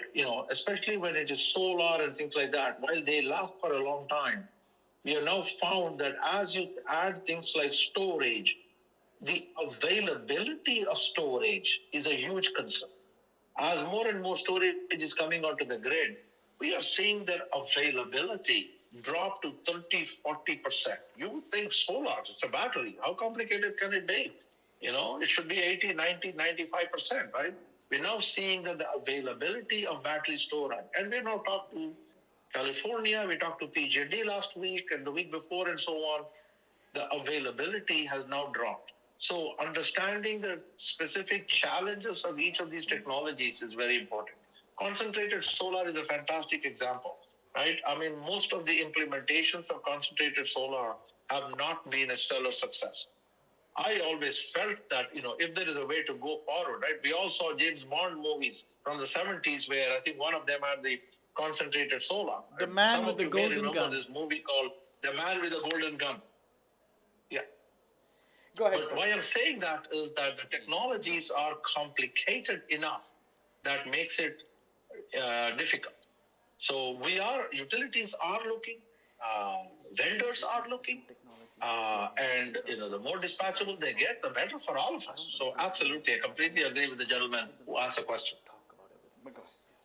Yeah, my question was pertaining to concentrated solar power, which you have Any addressed other questions, slightly, Anand? but with respect to the latest developments in last 3 years, more than 3 gigawatt has come up, capacity has come up, and including this 3 gigawatt, total deployed capacity is only 7.5 gigawatt as on today, but 2.5 gigawatt is in various stages of execution, and the capex is also very much comparable to the coal based capacity, new coal based capacity, and it doesn't have any opex, only capex is there, and the life is much more, like 70 years, 60 years, like you also know, and then you don't have to put any fossil fuel, and it is totally dispatchable. Whenever you want to use the steam, you can use it.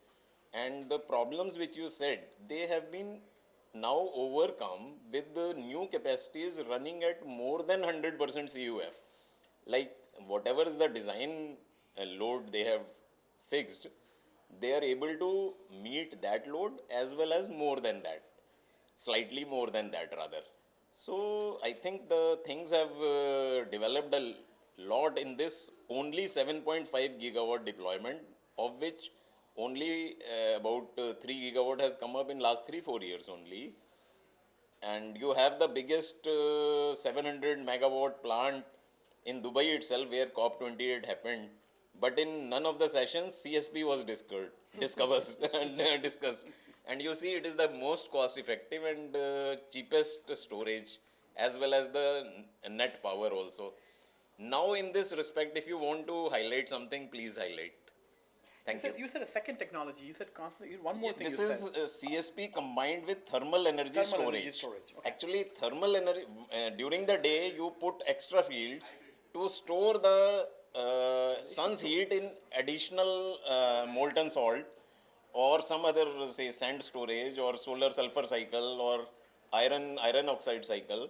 So your heat is preserved till many days, weeks, and whenever you want, you can use it.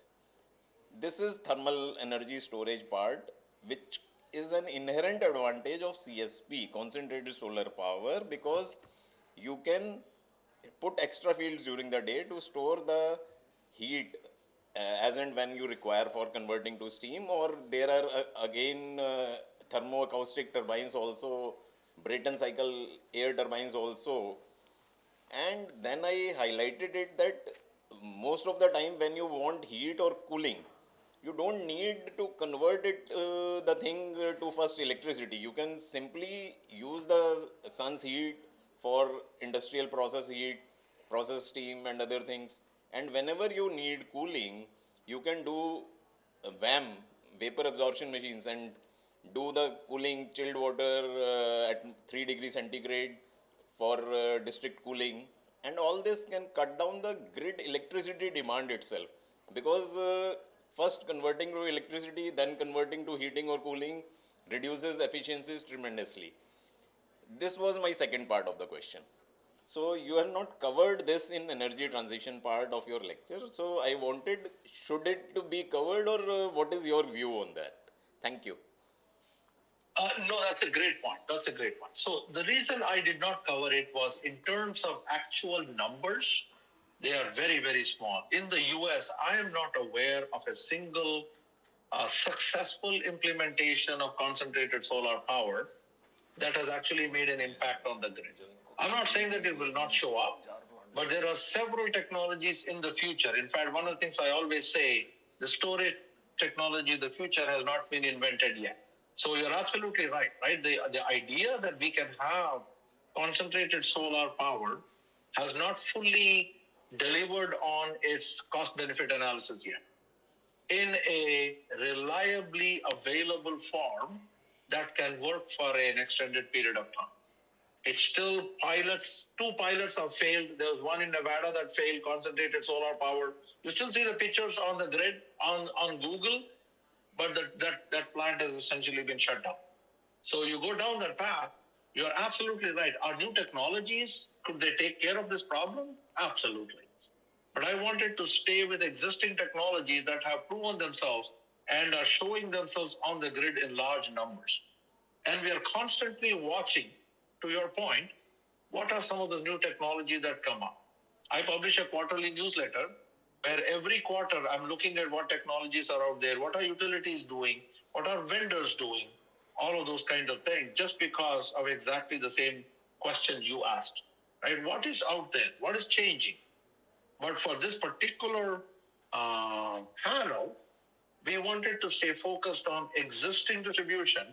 And I'll give you an example of, for example, Duke Energy. They have almost 4 to 5,000 megawatts of solar in the Carolinas alone. And there isn't a single concentrated solar project. California, I don't believe there's a single concentrated solar project there. So you go down that path, important to understand what is here and now in production versus what is here and now in pilot, because a non-trivial percentage of pilots fail. Thank you, Mani. There's another question, please. Go ahead. Yeah, hi, Mani. Thanks for a very informative and well-structured presentation.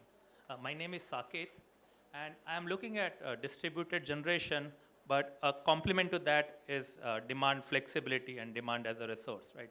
So they kind of very well close the cycle, if I may. So my question is, one thing that you raised is about stakeholder management. And the minute we bring in demand flexibility here, in your experience, do you think working with a large number of small flexible demands like residential customer is attractive, or focusing on small number of customers who have large DF potentially, right? So which of these two things complement well with distributed generation? Were you able to hear the question, Mani? I could not. It was kind of breaking a little bit. Anand, would you mind explaining no, it not again? at all. Just So repeating the question for me? Yeah, so to put it in a nutshell, the gentleman's question is, would you go with a small number of customers, with a large number of customers with small sizes potential, like residential and things of that sort, from a demand flexibility perspective, or would you go with a small number of large customers when in this energy transition discussion in the stakeholder management? Which do you think is a better option? Is that your question? What do you think is a better option? That's his question. In the context of demand flexibility. So, absolutely. So if you go back to slide number 10, I will use that as the backdrop. As an engineer, if you ask me the question, would you rather go with a small number of large entities or a large number of small entities, I will go for the former. Just because from a control perspective, it's the easier way to go.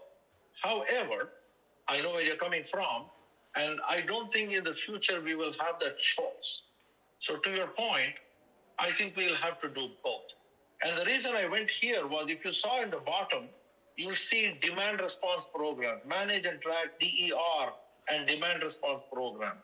So the expectation is that, my expectation is in the future, it is not, see, remember, right, utilities for the longest period of time, for 100 years, have been what is called, they are load following entities. Load kind of does whatever it wants, and supply is following load. I think as we go into the future, you're going to have them both be controllable. Demand will be controllable, supply will be controllable, dispatchable, and we will try to figure out how to keep them matched all the time. So I think your point is 100% right on. I agree with you completely. I don't think we can do without demand response. I don't think we can do without dispatchable generation. I think both will be needed, because, so we always use the word, one of the words that I use is, you're optimizing these all as a portfolio, because it's not just the amount, you're looking at the cost. So even if I do demand response, there's the cost associated with that. There is an opportunity cost associated with that. So taking all those into consideration, I believe where we will end up is we will be optimizing supply and demand as a single portfolio across a single grid transmission and distribution. It just requires us to move a little bit slowly, because the tools and techniques also need to be developed along with it, and we're not quite there. Does that answer your question? Thank you. Thank you. I believe that's all the questions we have. Money, we would like to thank you so much for sparing your time and giving us the chance to listen to you and share your thoughts. We definitely would have had you here. That's our first preference.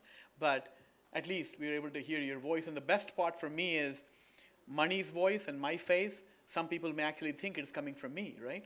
So that's always a good thing for me. So, so let's give Money a big hand. Money, thank you so much. Well, thank you all. I hope you have a wonderful rest of the day. Bye-bye. Bye now. All right, so that was Mani's presentation on this. Of course, it's a very rich topic, and as we talked about, lots of different moving parts. I just want to just point out one thing, because I really, this is a very topic that is near and dear to my heart. You know, when we talked earlier about this whole, it goes back to where we were talking earlier here, that whole modeling and of these different technologies. Where was that? It was like, I couldn't help look at this from an integrated perspective. I think it was here, right?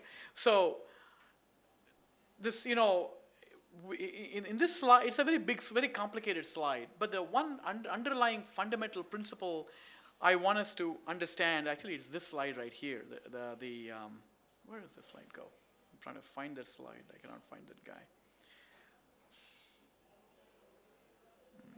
No, that's not it.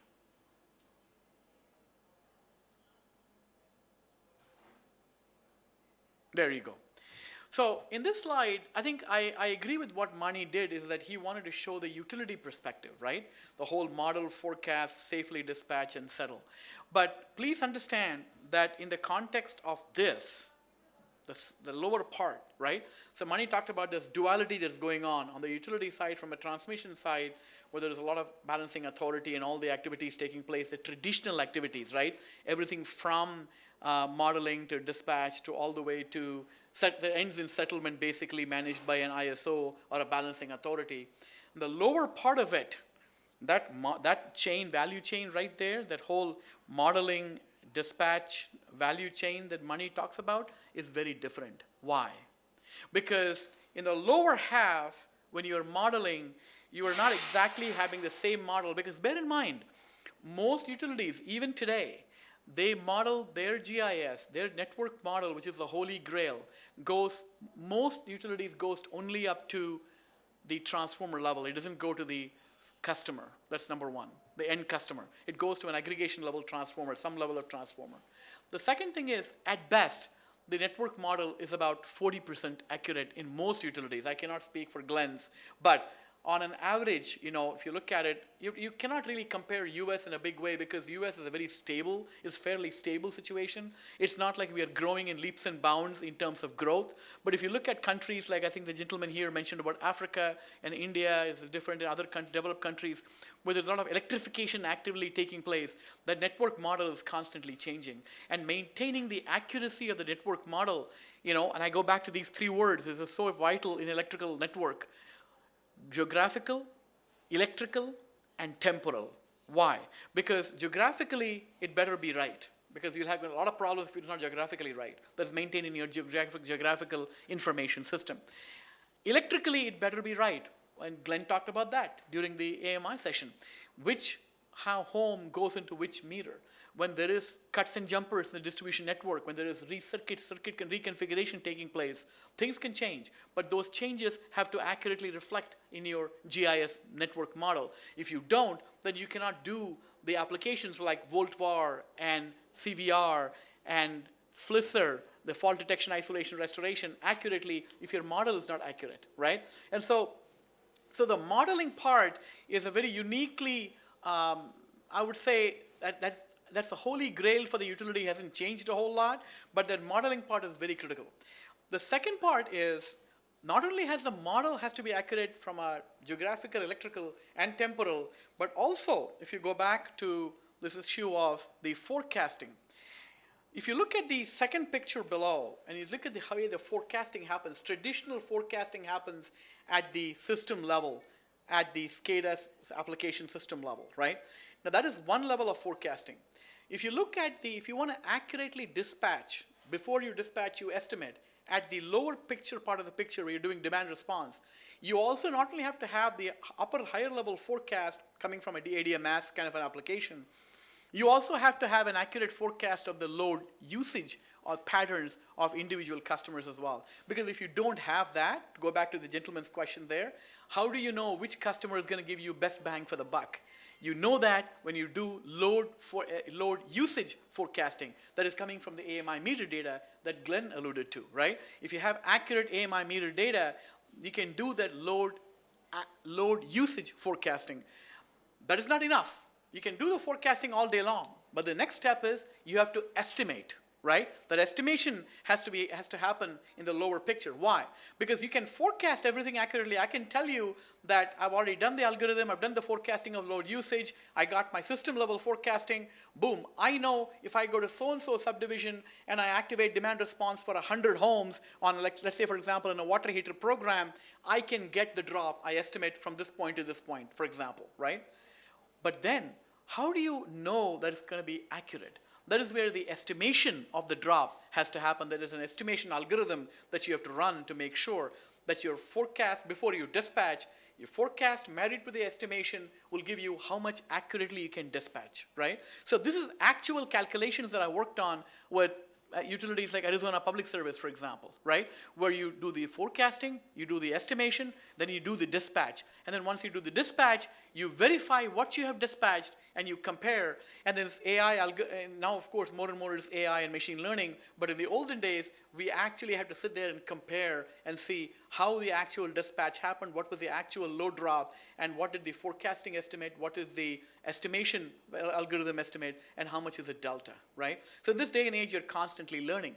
So I think those three steps of modeling, accurately doing the forecasting, not only system forecasting, but the usage forecasting using AMI data that Glenn talked about, then doing the estimation, and then after you estimate, you know that estimation is going to give you this much load drop, for example, from a volume perspective, volumetric perspective.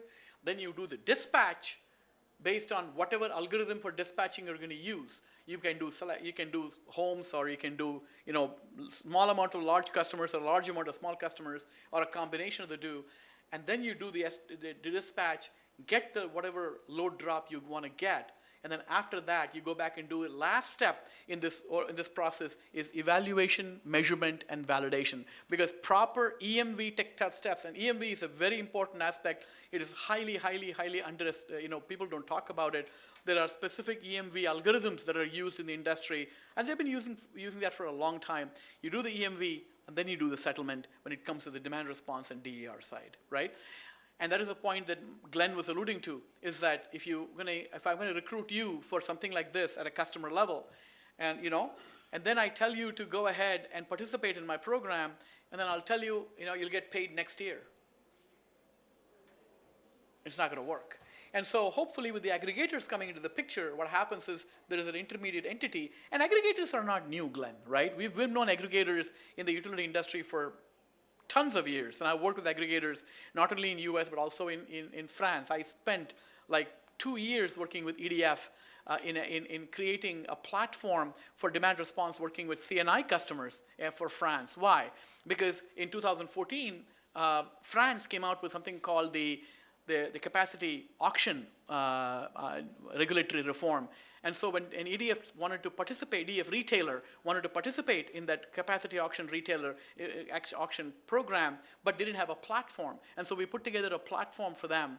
And they wanted to compete with Energy Pool, which was the aggregator, right? And they wanted to compete with GDF, which is now Suez, right? And so when you do that, what happens is that your time to market becomes a big issue. And then you have to also ensure as an aggregator that who are all participating, they get compensated accurately. And also it provides a mechanism for access to the market. So these are all things that, again, this course is a very short duration course in my opinion. And I think I was talking to a gentleman this morning, we haven't even touched the tip of the iceberg when it comes to digitalization, right? For example, we talked about all these, what I call as the this whole topic of energy transition. I think energy transition will fail if the underlying digitalization is not yet done. And so let me explain in a minute what do I mean by the underlying digitalization. Some of which Glenn has already covered from a meter perspective.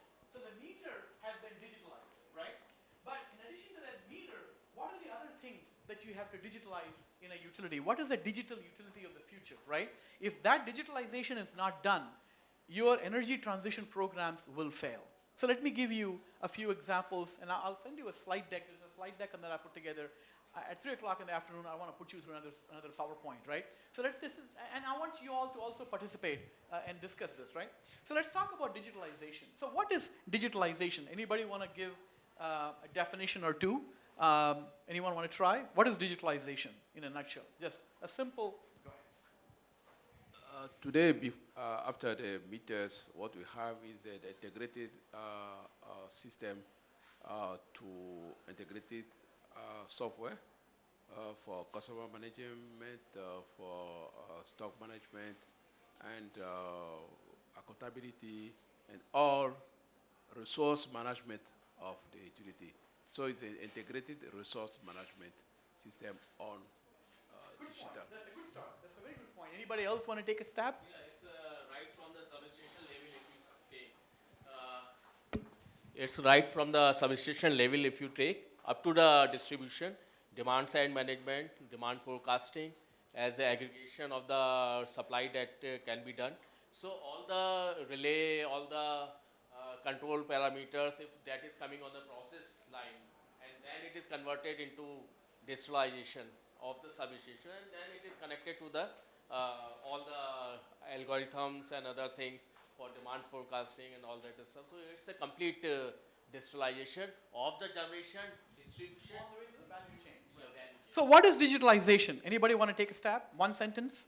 The definition of digitalization. You came close. But go ahead. You want to take a second stab? I want everybody to participate, right? In fact, we have digitization and digitalization. Okay. Go ahead. Digitization, you put data on digital mode, you save it. Right. Digitization. Digitalization is solution to run the process. Good. So where you put it from mechanical mode to digital mode to run systems. And so that's good, right? So what is digitization? I think Glenn explained that and touched on that in the metering part, because Glenn is doing advanced metering now. Those days are over when he came from electromechanical meters to digital meters. So what do? You digitalize. You convert from analog to digital, right? That's the first step. In other words, everything that is analog, that shows like an odometer in your car, right? It goes into ones and zeros. That is digitization. So you gotta have to digitize the data before. Good point. But once you have digitized the data, what do you do with it? What is the most valuable asset for a utility? What is the most valuable asset for an industrial customer? It can help in demand response and I agree. Totally. So what is the most valuable asset? Data. Thank you. So digitalization, one sentence definition, is about taking the data that you have to make insightful decisions. Because all the data in the world is useless if you cannot convert data into insights. So let me give you examples. I think this morning Glenn, in a brilliant way, he covered how to convert the data into insight from a metering perspective. So let us start with the heart of the substation as it is today. What do you mean by digitalizing a substation? What entails? How do you digitalize a substation? What are the benefits of digitalizing? Because we all agreed that the substation is a core, the heart of the utility. Each utility has hundreds of substations, right? And so what do you mean by that? I'll tell you one very simple one sentence. Digitalizing the utility means converting today a disjointed conventional substation. How does it operate? How is it set up? You have the field equipment, the primary equipment, you have the transformer, you got the breaker, you got all those switches, everything, right? And what are you bringing back into the control station? CTs. And each of the CTs terminates in a relay, right? And are all these relays on the same network? No. because you have CTs and pairs coming into individual relays, which means as you are increasing, multiplying the number of field equipment, you got to have more relays, right? And then you got to bring all these relays into the control station. That means you got to have a lot of relays in the control station, and a lot of relays. Now what happens is, let's say for example, if one copper wire, one of the CTs gets disrupted, what do you just happen? You just lost some valuable information, because that asset, you're going to have to go back and fix it, take downtime on it, right? The second problem is, as I told you, all these CTs coming from individual transformer, breaker, this, that, and the other, coming to individual relays, and some of the relays, some systems have A and B for transmission. Now these relays are the endpoints, they are the bottleneck. And bear in mind, in the protection world, in the industry, I'm a protection engineer, so I'll tell you this right now. In my protection world, nobody should touch my relay, okay? I will kill you, right? Protection engineer wants the relay to himself or herself, right? So what happened is, all that valuable information came to the relay literally to die. Why? Because the purpose of the relay is not data acquisition. The purpose of the relay is not serving the data somewhere else. The purpose of the relay is what? Protection. This is the conventional thinking, guys. This is the problem we have that is stopping us from energy transition. Every point along the way, I'll show you step by step. So we have gone from the primary equipment now to the relay. Now from the relay, what happens in a conventional substation? Anybody want to tell me? What happens with the data or that whatever the little information that the relay stops everything, right? Beyond that, what happens? And by the way, you cannot store a whole bunch of stuff in the relay, because each relay, well, no, inside, I'm going inside, not outside. Inside, right? There's the RTU, right? Sitting on the same station network is the RTU, or the what we call as the master data controller, or the master controller in the system. What does the RTU do, by the way? You want to guess? It is the gateway to the substation. Brings it to the central station for Exactly. Exactly. common accumulation of Data. analysis. Right. But, good point. But the problem is the relay has already stopped all the data. I am not going to allow any of you to go to my relay. My relay has got all the ANSI, if I'm in the US, ANSI protection codes, 5051, overcurrent, instantaneous overcurrent, busbar protection. You know, I could go on and on and on. 50 to 100 protection schemes in all these relays, and I'm protecting my system from problems. But what have I done? I've put a wall between the primary equipment and my RTU. And so the RTU is still doing its job, because the ADMS system goes into the RTU, the front-end processor comes into the RTU helps control things, open, close inside the substation, but the RTU does not have real-time intelligence coming from the field. Whatever the relay gives as status, the breaker status on or off, that's all you have. Now, imagine for a moment you are digitalizing the substation. What are you doing? Let's take the same value chain from the primary equipment to this control station. Let me explain to you how it changes. How does it change? CTVD itself, that is Gone. converted from analog. Exactly. So what I'm doing is, at the primary equipment, at the transformer, at the breaker, I'm converting that primary equipment data. No, I'm not pulling any CT to the relay. I'm converting it into one fiber, right? Strands of fiber. And now on that fiber coming into my control station, that fiber backbone, everything, data is now flowing on that fiber backbone. Let's not talk about protocols and confuse people here, right? Let's not talk about standards. Making it very simple, folks. The minute you have the entire substation asset on one fiber, now what can you do? You have the entire data on that substation on your fingertips. You can do whatever the hell you want to do with it. What can you do with it? I'll tell you what you can do with it. Going back to this gentleman's definition of digitization and digitalization, what do I have in the substation? What is my big assets in the substation? The transformer. The transformer bathtub curve is what Glenn covered. Most transformers tend to fail at the beginning of their life or end of life. What is happening in energy transition that is different from traditional utility operation? We talked about it this morning. What is happening? We are converting, you're changing your generation patterns from, you're completely taking out coal-fired, fossil fuel-based generation, you're now putting in solar and wind. And everything else that you want to put, my friend. You put whatever you want. I give you full freedom. Concentrated solar, lagalo, no problem. But the bottom line is your coal and nuclear and all this thing is gone. Nuclear may be gone, maybe not gone, but most coal is gone, right? So now what is happening is intermittency is happening. To add to that, now I'm having weather pattern changes. I'll give you a real life example from Pacific Gas and Electric, right? Now what is happening is, what is my traditional mode of operation for transformers? I'm looking at it, I'm at the control center, I'm at dispatch, I know what to do, I'm looking at transformer patterns. Does a transformer heat up overnight, in a minute, and show you the difference? No, it doesn't. What is the average time transformer takes to heat? About three hours, give or take. So now I have to know 3 hours down the road, what is my temperature of the transformer going to be, and based on that, I have to either derate the transformer in advance, like what we do here, right? Derate it 20%, or what I'm going to have to do is my real-time load that I can put on that system is going to be X%. I got to do the estimation. Now, what am I doing to that transformer right now? What I'm doing is I'm most likely overloading it because my traditional thought process was I'm overbuilding it twice, thrice. Now, suddenly what is happening is a whole bunch of EV loads coming on, data centers coming on, and so now what I have done to the transformer, I have now loaded the transformer, and by the way, weather change and climate change has happened, temperature changes have happened, so now all of a sudden, I'm projecting 3 hours down the road, this is going to be the temperature of the transformer, and now I can no longer use the top oil temperature as a proxy and operate my network, my grid. So what do I have to do? I have to know the real-time condition of the transformer. What do I do? Very simple. I can go step by step by step. Digitalization. Step number 1. I can put a simple IED and have that IED using electrical signature analysis tell me what is happening to my transformer, where is my insulation breaking down. Now, anybody who operates a transformer knows this. Very fundamentals 101. When you load the transformer, the moisture in the windings, because transformer has got two components, the metal and the windings, right? So you got the insulation, right? So when you load the transformer, the oil leaves, the moisture leaves the insulation.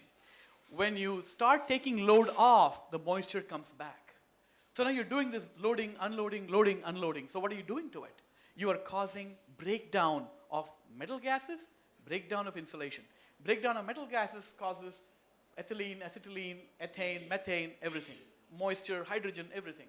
Breakdown of the insulation causes what? Furans, carbon monoxide, carbon dioxide. Those day and age where you just looked for acetylene in the transformer and you hoped to find a failure, you're doomed. Because CO-CO2 ratio in the transformer can destroy the transformer even with acetylene levels being low. You don't know CO-CO2 ratio. So what are you looking for? You're looking for a small rate of change, medium rate of change, or a high rate of change. And so when you're looking at that, all of a sudden now you digitalize that IED. The IED is telling you where inside the transformer winding hotspots are forming, where inside the transformer breakdown is happening, and correspondingly, you're looking at it, the data coming live. Why are you able to look at that? Because the transformer is on a fiber. It is on your network. No longer individual CTs coming in. Point number 2, if I want to go one step further, what do? I put DGA on the transformer. And now guess what? I don't have to go and put another communication system in there, put another RTU in there, and another.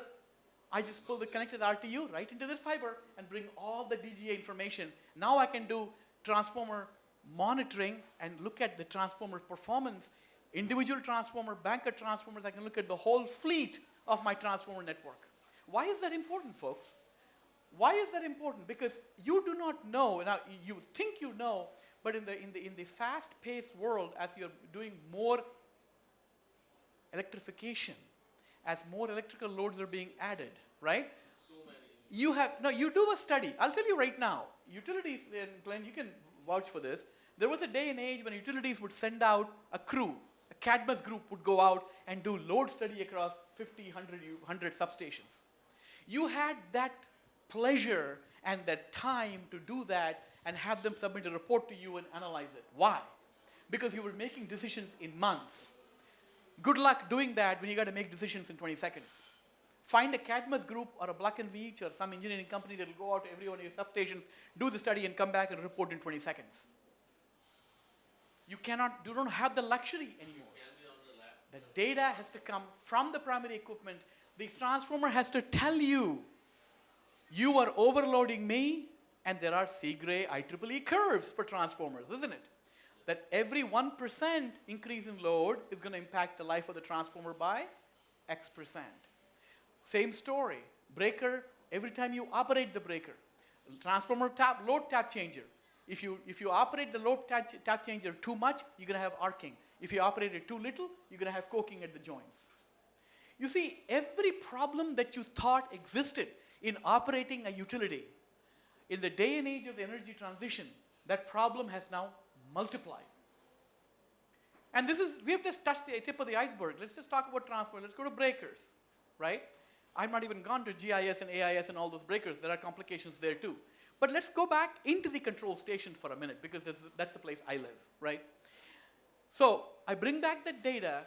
Now, what I have done inside the control station, because I'm putting all the data into fiber, converting that CT into fiber, and pulling in the thread of fiber into the substation, assuming redundancy and all those things, of course. Now what I can do is, I don't need a separate relay for a bus bar. I don't need a separate relay for transformer. I don't need a separate relay for breaker. What I can do is, I can have an incomer comes in, let's say it is 115 kV or whatever kV you have in your system. You have an incoming relay. I can have it redundant. I pull it in. I have bus bar relay. I can have redundancy, right? And that bus bar relay could also protect the upstream transformer. You can do that. Or I can put a transformer relay and a bus bar relay in parallel, and I can protect the transformer and do all bus bar protection as well. And then the outgoing side, let's say, for example, in a situation where you have one incomer and let's say 5 outgoers, right? What I can do in the outgoing side, I can put, instead of putting 5 relays for 5 circuits, you know what I can do? I can put 1 relay for all the 5 circuits, put it in redundancy, and protect the transformer in the outgoing side, or breaker, or the line, whatever I want to do. Now, what have I done now? What have I done, guys? I have done protection consolidation. And this is no different than what the IT industry did in the 80s and 90s. Hardware consolidation results in data consolidation, event consolidation, reducing the points of failure. And when you reduce the points of failure, you're giving the cybersecurity bad guy less points to intersect your system and interject your system, right? So now you are in the substation, you have shrank the footprint of your substation. And imagine for a moment, there are some countries and some places in India as well where space is limited. So you're going to have to digitalize and shrink the footprint. You cannot shrink the transformer, my friend. You can try, but there's a lot of research going on, discussions around auto transformer and all those things. But breaker transformer shrinking is a little bit more tougher, but you can shrink the control station. Let's not stop there. So we have talked about digitalization of the substation at a very high level. And we have talked about how the digitalization of the substation helps you, operate the system better, more nimble, more flexible, more scalable, right? More reliable, thank you, ensure redundancy, right? And last but not the least, this operational data is going to help who? Anybody? The planner, right? Because bear in mind, your planning department is also stressed in this situation, right? You are no longer... One step lower, dispatcher. Dispatcher also. Definitely. There's real-time information available to them. Data-driven decisions across the board, across the value chain, right? So, to me, a discussion on energy transition, and by the way, the same philosophy and discussions I just talked about, you can imagine happening at every level, from the tip of the transformer, from the edge, the breaker, the primary equipment, into the control station, going up from the control station, now you go to ADMS. Now let's talk about the ADMS world and the network model world, right? In the digitalized world, in an ideal scenario, the network model that I talked about, that holy grail that I talked about, where you model from all the way down to the transformer, most utilities, I don't know how many utilities here are there that model in your network model all the way to the consumer. Not many. I haven't heard of many that do that. But in the digitalized world, where you're trying to do fault, what I call a self-healing network, fault detection, isolation, restoration, voltage management. Earlier Mani talked about the importance of voltage management in the new era, right? When you are having distributed energy resources on your distribution grid, one of the primary things that you have to do is accurate and very effective voltage management. And voltage management is one of the most difficult things. The traditional voltage management world that we all know is you have 2 levers. You got the you have the cap bank, and you have the voltage regulator, right? Glenn? That's the traditional world, right? Now you can do that in the traditional world where there's not a whole lot of variations. But even in the traditional, conventional world, I've had customers call me up and say, Anand, my transformers are blowing up. You know why? Because intense heat, because of climate change, with the corresponding load on the transformer, now my transformers are blowing up one after the other, right? So what do I have to do? So when my load goes up, what do? I either shed the load, demand response, right? Recruit customers, do demand response. Or the second option is try to lower the voltage, because voltage is called CVR, conservation voltage reduction, right? 1% voltage reduction, this is in IEEE industry standard, SIGRE standard. 1% reduction of voltage results in a corresponding 0.7% reduction of the load. That's kind of the standard rule. Now, it doesn't always operate that way. This is the standard golden rule, right? So, when you do that, you can reduce the voltage, but the problem is, when you reduce the voltage, guess what? There are certain jurisdictions they won't allow it. Why?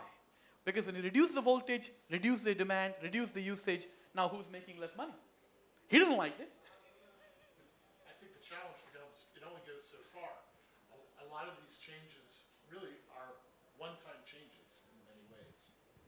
And so, many things you can do to manage the grid better, to impact, to take advantage of what Anand is talking about. But I think you need to look at the financial implications, and when you do take those one-time changes, then it eliminates that for future opportunity, and it just brings the upgrades and other solutions closer and more a higher priority of doing those. I think it's amazing the amount of monitoring we can do, the forecasting, the digital twins, the ADMS, and not spot on here in the details, but I think you really need to look at the portfolio and when you're going to activate particular solutions. Right. And I think this is a very interesting discussion, Glenn, because as I'm looking at, look at what's happening right now in terms of transformers, right? There is tremendous demand for transformers, right? Now imagine for a moment if you go into an energy transition era where your generation is closer, you are doing on-site generation, firm generation closer to your load. Now think about this for a second. If you do that, and if you plan ahead, guess what will happen? And this is what a procurement person has to do at a utility or at a data center. The procurement person and the finance person has to essentially ask the question, many of whom are not asking the question these days, right? But they have to ask the question. I think the challenge becomes, in an ideal world, you'll have the procurement, the supply people, and the financial people that are, yes, that are educated on these steps. The problem is, it's the thought leaders like you that are here, hearing this information and taking this back to be able to act on it, because in many cases, those in the supply organizations and the financial and other areas don't have that experience and don't have the ability to learn about this full cycle. So that really is a change. You know, as we get more and more sophisticated, the people are being left behind. Right, right. Now it's a big challenge, because if you think about this for a second, traditional procurement, utility procurement is what? I got my transformer blanket, I got my meter blanket, I got my breaker blanket, I'm good to go. Enjoy my 2-hour lunches and enjoy, right? Well, this energy transition is really challenging, not just the utilities, but even data centers and all the other customers. Why? Because the question that they're asking is, if I have to buy a $3 million high voltage transformer, right? And maybe I have 10 or 12 of those for a gigawatt supply system, right? Now guess what? If I have on-site firm generation, I can eliminate those 10 transformers or 8 transformers. 8 times 3 is 24 million. Now the question that I have to ask is, whoever is doing the procurement and the finance calculation has to look at the ROI and go, 8 transformers at high voltage level, 24 million investment and maintenance and total cost of ownership and so on and so forth, versus having one on-site generation and feed into 33 kilowatt, the 33 megawatt, the 33 kV, right? Basically medium voltage generation, right? So now what you did was, you don't need any of those transformers. Now, don't tell Hitachi Energy I said this because they'll kill me, because we sell transformers. That's not the point, right? The point is, it's not an immediate challenge that's going to change right away. Or GE sells transformers too, and so does Siemens. They all will kill me, right? That's not the point. The point is that we have to, as thought leaders, ask the question, not just take things for granted in this era, in this day and age, but challenge your procurement, challenge your leadership, challenge your finance people to see how do you, to Glenn's point, how do you optimize? And what optimization is the best, right? Because you cannot optimize what you don't measure, and you cannot analyze what you don't measure. And so the first step really is in measurement, and then analysis, and then control, right? So there is a lot to cover in this topic. So I wanted to ask, so there's one aspect I wanted to briefly talk about, digitalization, that is as an enabler to decarbonization. So digitalization in and of itself doesn't ensure decarbonization. What we have done here in the example I shared with you, we have digitalized the control in the substation, protection and control in the substation. We have digitalized the transformer. We have digitalized the breaker. And then we now have a digitalized substation, which is the heart of the utility. And now the question comes, now where do you invest? Whether do you invest in transmission, or do you invest in distribution? And that's a big challenge, folks, because as we heard from the morning, I'll close with this, and I want to have you all also share some of your thoughts as well as to what you guys are doing at your utilities, is that you can invest in transmission. I'm not saying don't, but the question is, what is the ROI? Again, do your calculations. If you're going to shift energy, as part of the energy transition, if you're going to shift to generation closer to the loads, maybe that will save and defer on transmission investments. Maybe that's a possibility, right? So, go ahead. No, just watching time. I think we are just close, yeah. No, I think the messaging today has been fantastic, and some real thought leadership here, starting off with this notion of net zero, but you can see the evolution, how it impacts not only how energy is produced, but also how we manage the grid. And then this latest section Anat was talking about is truly spot on, and we need to be the leaders as we bring that back to our utilities. Any comments, questions, closing thoughts? I want to give the mics out to anybody who wants to share thoughts. Yes. When we are talking about consumption close to the generation, for me, is more close to domestic and commercial use. What about industrial use? In the future, industry, because in all this discussion of utility of the future, many say that utility are not will be useful because consumption close to the generation. What about the industry? The industry is demand very high. How do we focus this industry? Look, I'm not advocating for the elimination of utilities. Far from it. Okay? I think utilities are going to be here for a long time to come. I mean, some people may want to just take sannyas from the sannyas, by the way, meaning that leave the utility and go away. I don't think that's going to happen. So offices, they have this mind. The minds, yeah. But I think the utility is here to stay. The question is, and look, this concept is not new. Where does the utility put capacitor banks? If you have a feeder with a lot of industrials, let's say steel mills, where do you put the cap bank? You put it closer to the point of what? Why do you do that? This is no different, right? The mindset is already there. You're already doing it, right? It's just a question of being a bit more practical, right? You own the generation.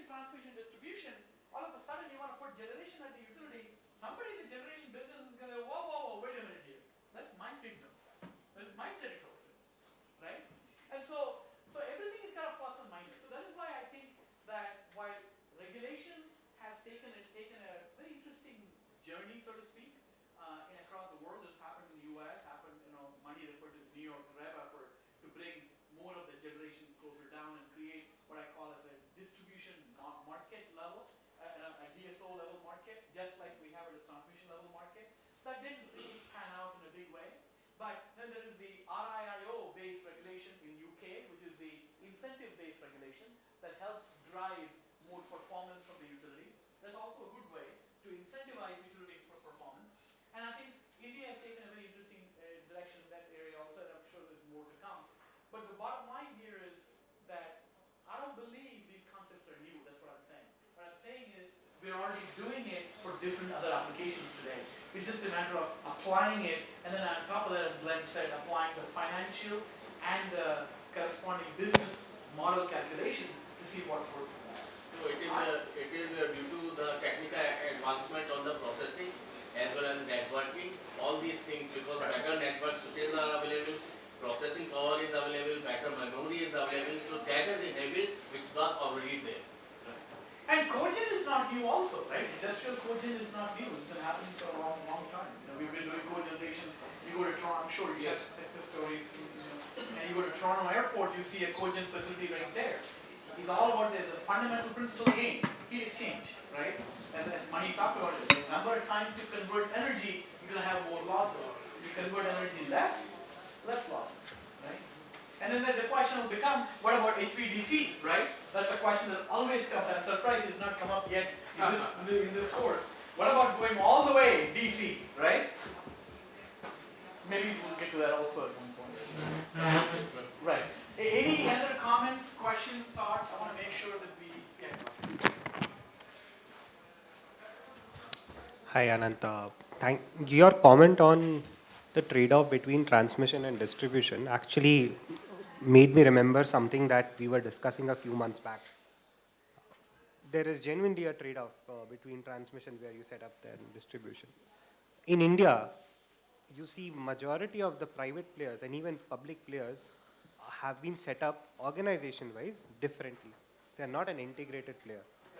Tata Power is probably one exception which is still listed and still a organization which is integrated in some sense. And we were thinking, being integrated, is it giving us some sustainable competitive advantage?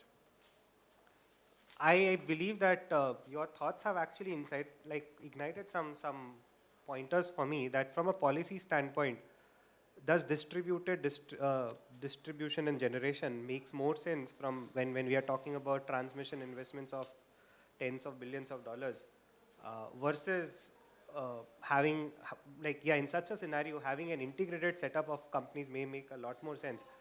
Who is motivated or who has the incentive to think in an integrated standpoint except for some private players like Tata Power or the Ministry of Power, because other companies will have their own personal motives. A generation company will think, yeah, I want to just put up generation plants, that's all. So it's a more of a policy question and more of a market question that how do we want to think if we want to go in this direction, because there are clear trade-offs and this was not something that we had discussed a few months back when we were talking about the competitive advantage of being integrated. So thank you. It's a great call out that you had. No, I don't have the answers to everything, right? What I'm asking questions. The question is, should we do A or should we do B, right? Should we? Where is the mic? Give him the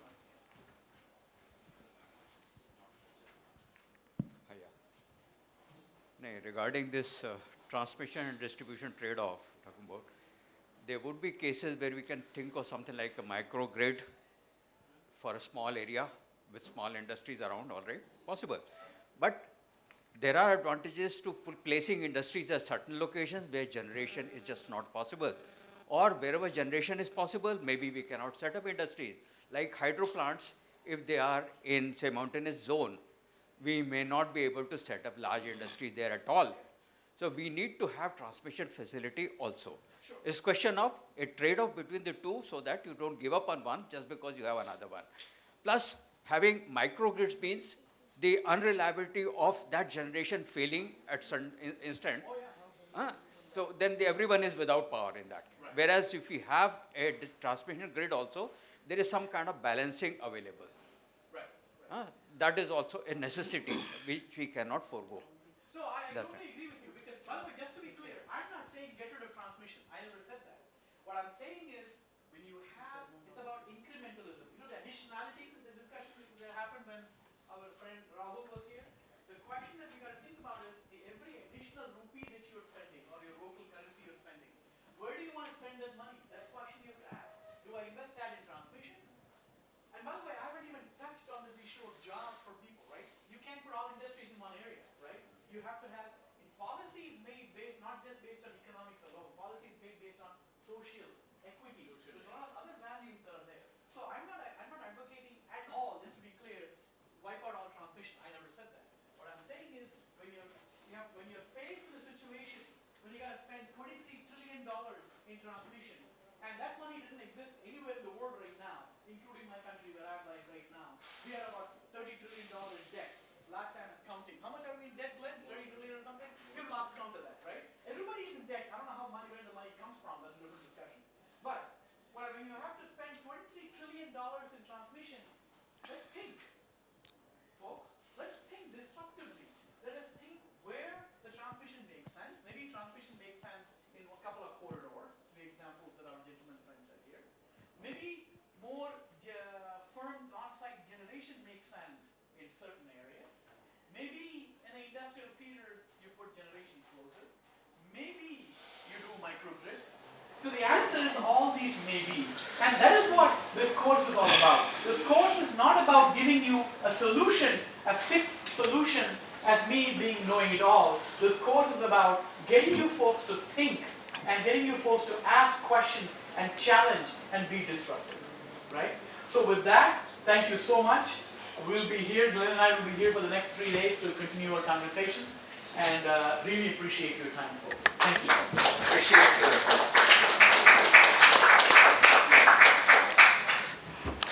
Thank you all of you. Thank you for being here today. Your presence is truly appreciated. Thank you, Anand sir. Thank you, Mr. Glenn.